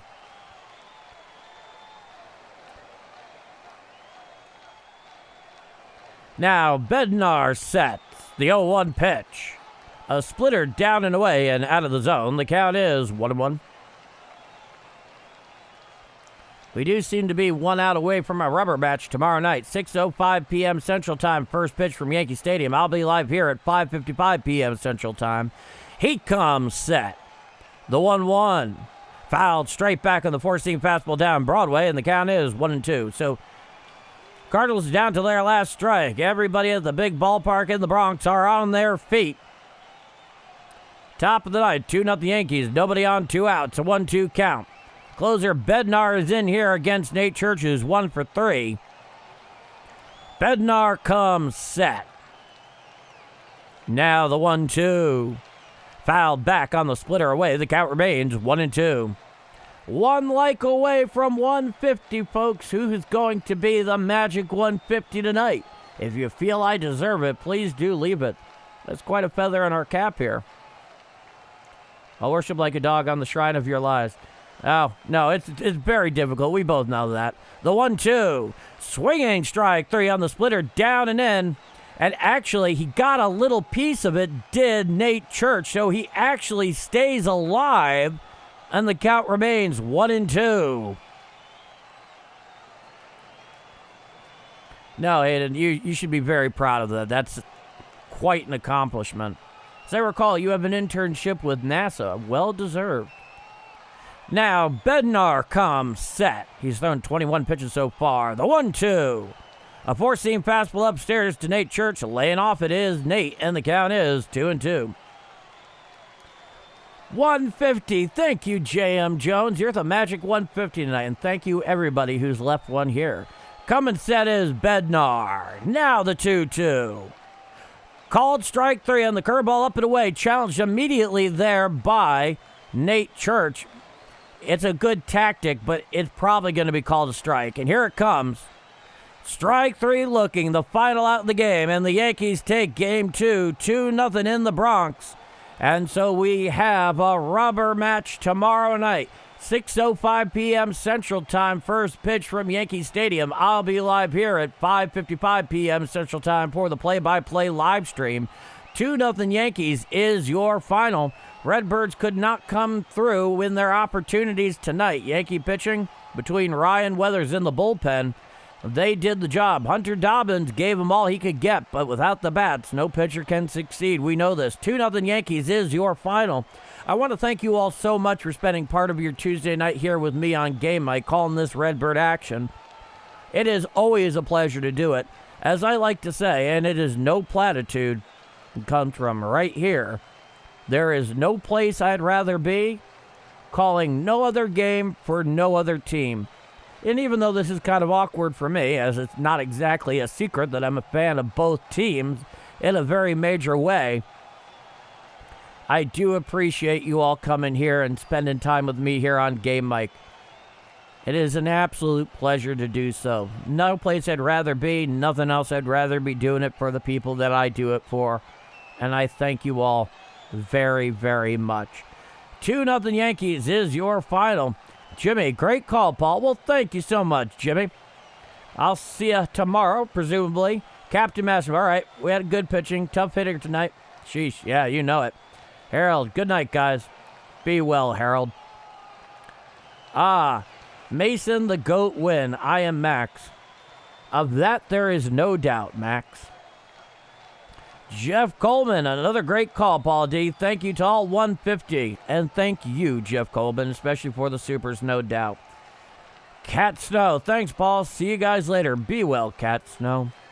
Brother Joe, appreciate everybody. And Paul, you guys are awesome tonight. Stay strong, stay in the light, and never, no fear. Cheers.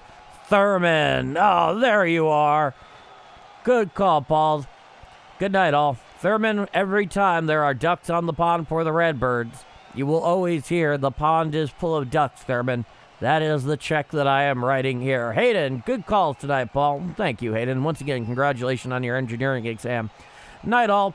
Be well, folks. Be well. Roger Bassman. Great call, Paul D. Great chat. See you tomorrow. See you tomorrow, Roger. I hope you're doing well. Justin Beasley. Good night, chat. Good evening, Paul D. See you peeps tomorrow night. We'll be back for the rubber match. Happy Hodag. See you all tomorrow for the final game of the series. Thanks for the call. For you, anytime, Hodag, anytime.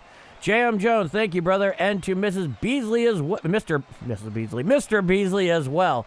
Cheers, folks. Better luck mañana. Indeed, indeed. Oh, Hayden. Me and my friend working on our startup, we're going to be talking with Jim Kavanaugh, the CEO of WWT, in a few weeks. Let me know how it goes, Hayden. This has been a presentation of Bombers Game Mike. 2-0 Yankees is your final. Tomorrow night is the rubber match between these two teams in this midweek series out at Yankee Stadium at the big ballpark in the Bronx. First pitch at Yankee Stadium scheduled for 6:05 p.m. Central Time. I will be live here on Game Mike at 5:55 p.m. Central Time. And then the off day Thursday. I'm going to need that. Every once in a while, 20 games in a row. I've not called all 20 in a row, but the Cardinals have certainly played it. And I thank you all so much. This has been a presentation of Bombers Game Mike. I'm Paul D. Bombers Game Mike, over and out. Be well, both you and yours, wherever you may be. Thank you all, and have a wonderful night. 2-0 Yankees is your final. I will see you in the rubber match tomorrow night. Be well, y'all.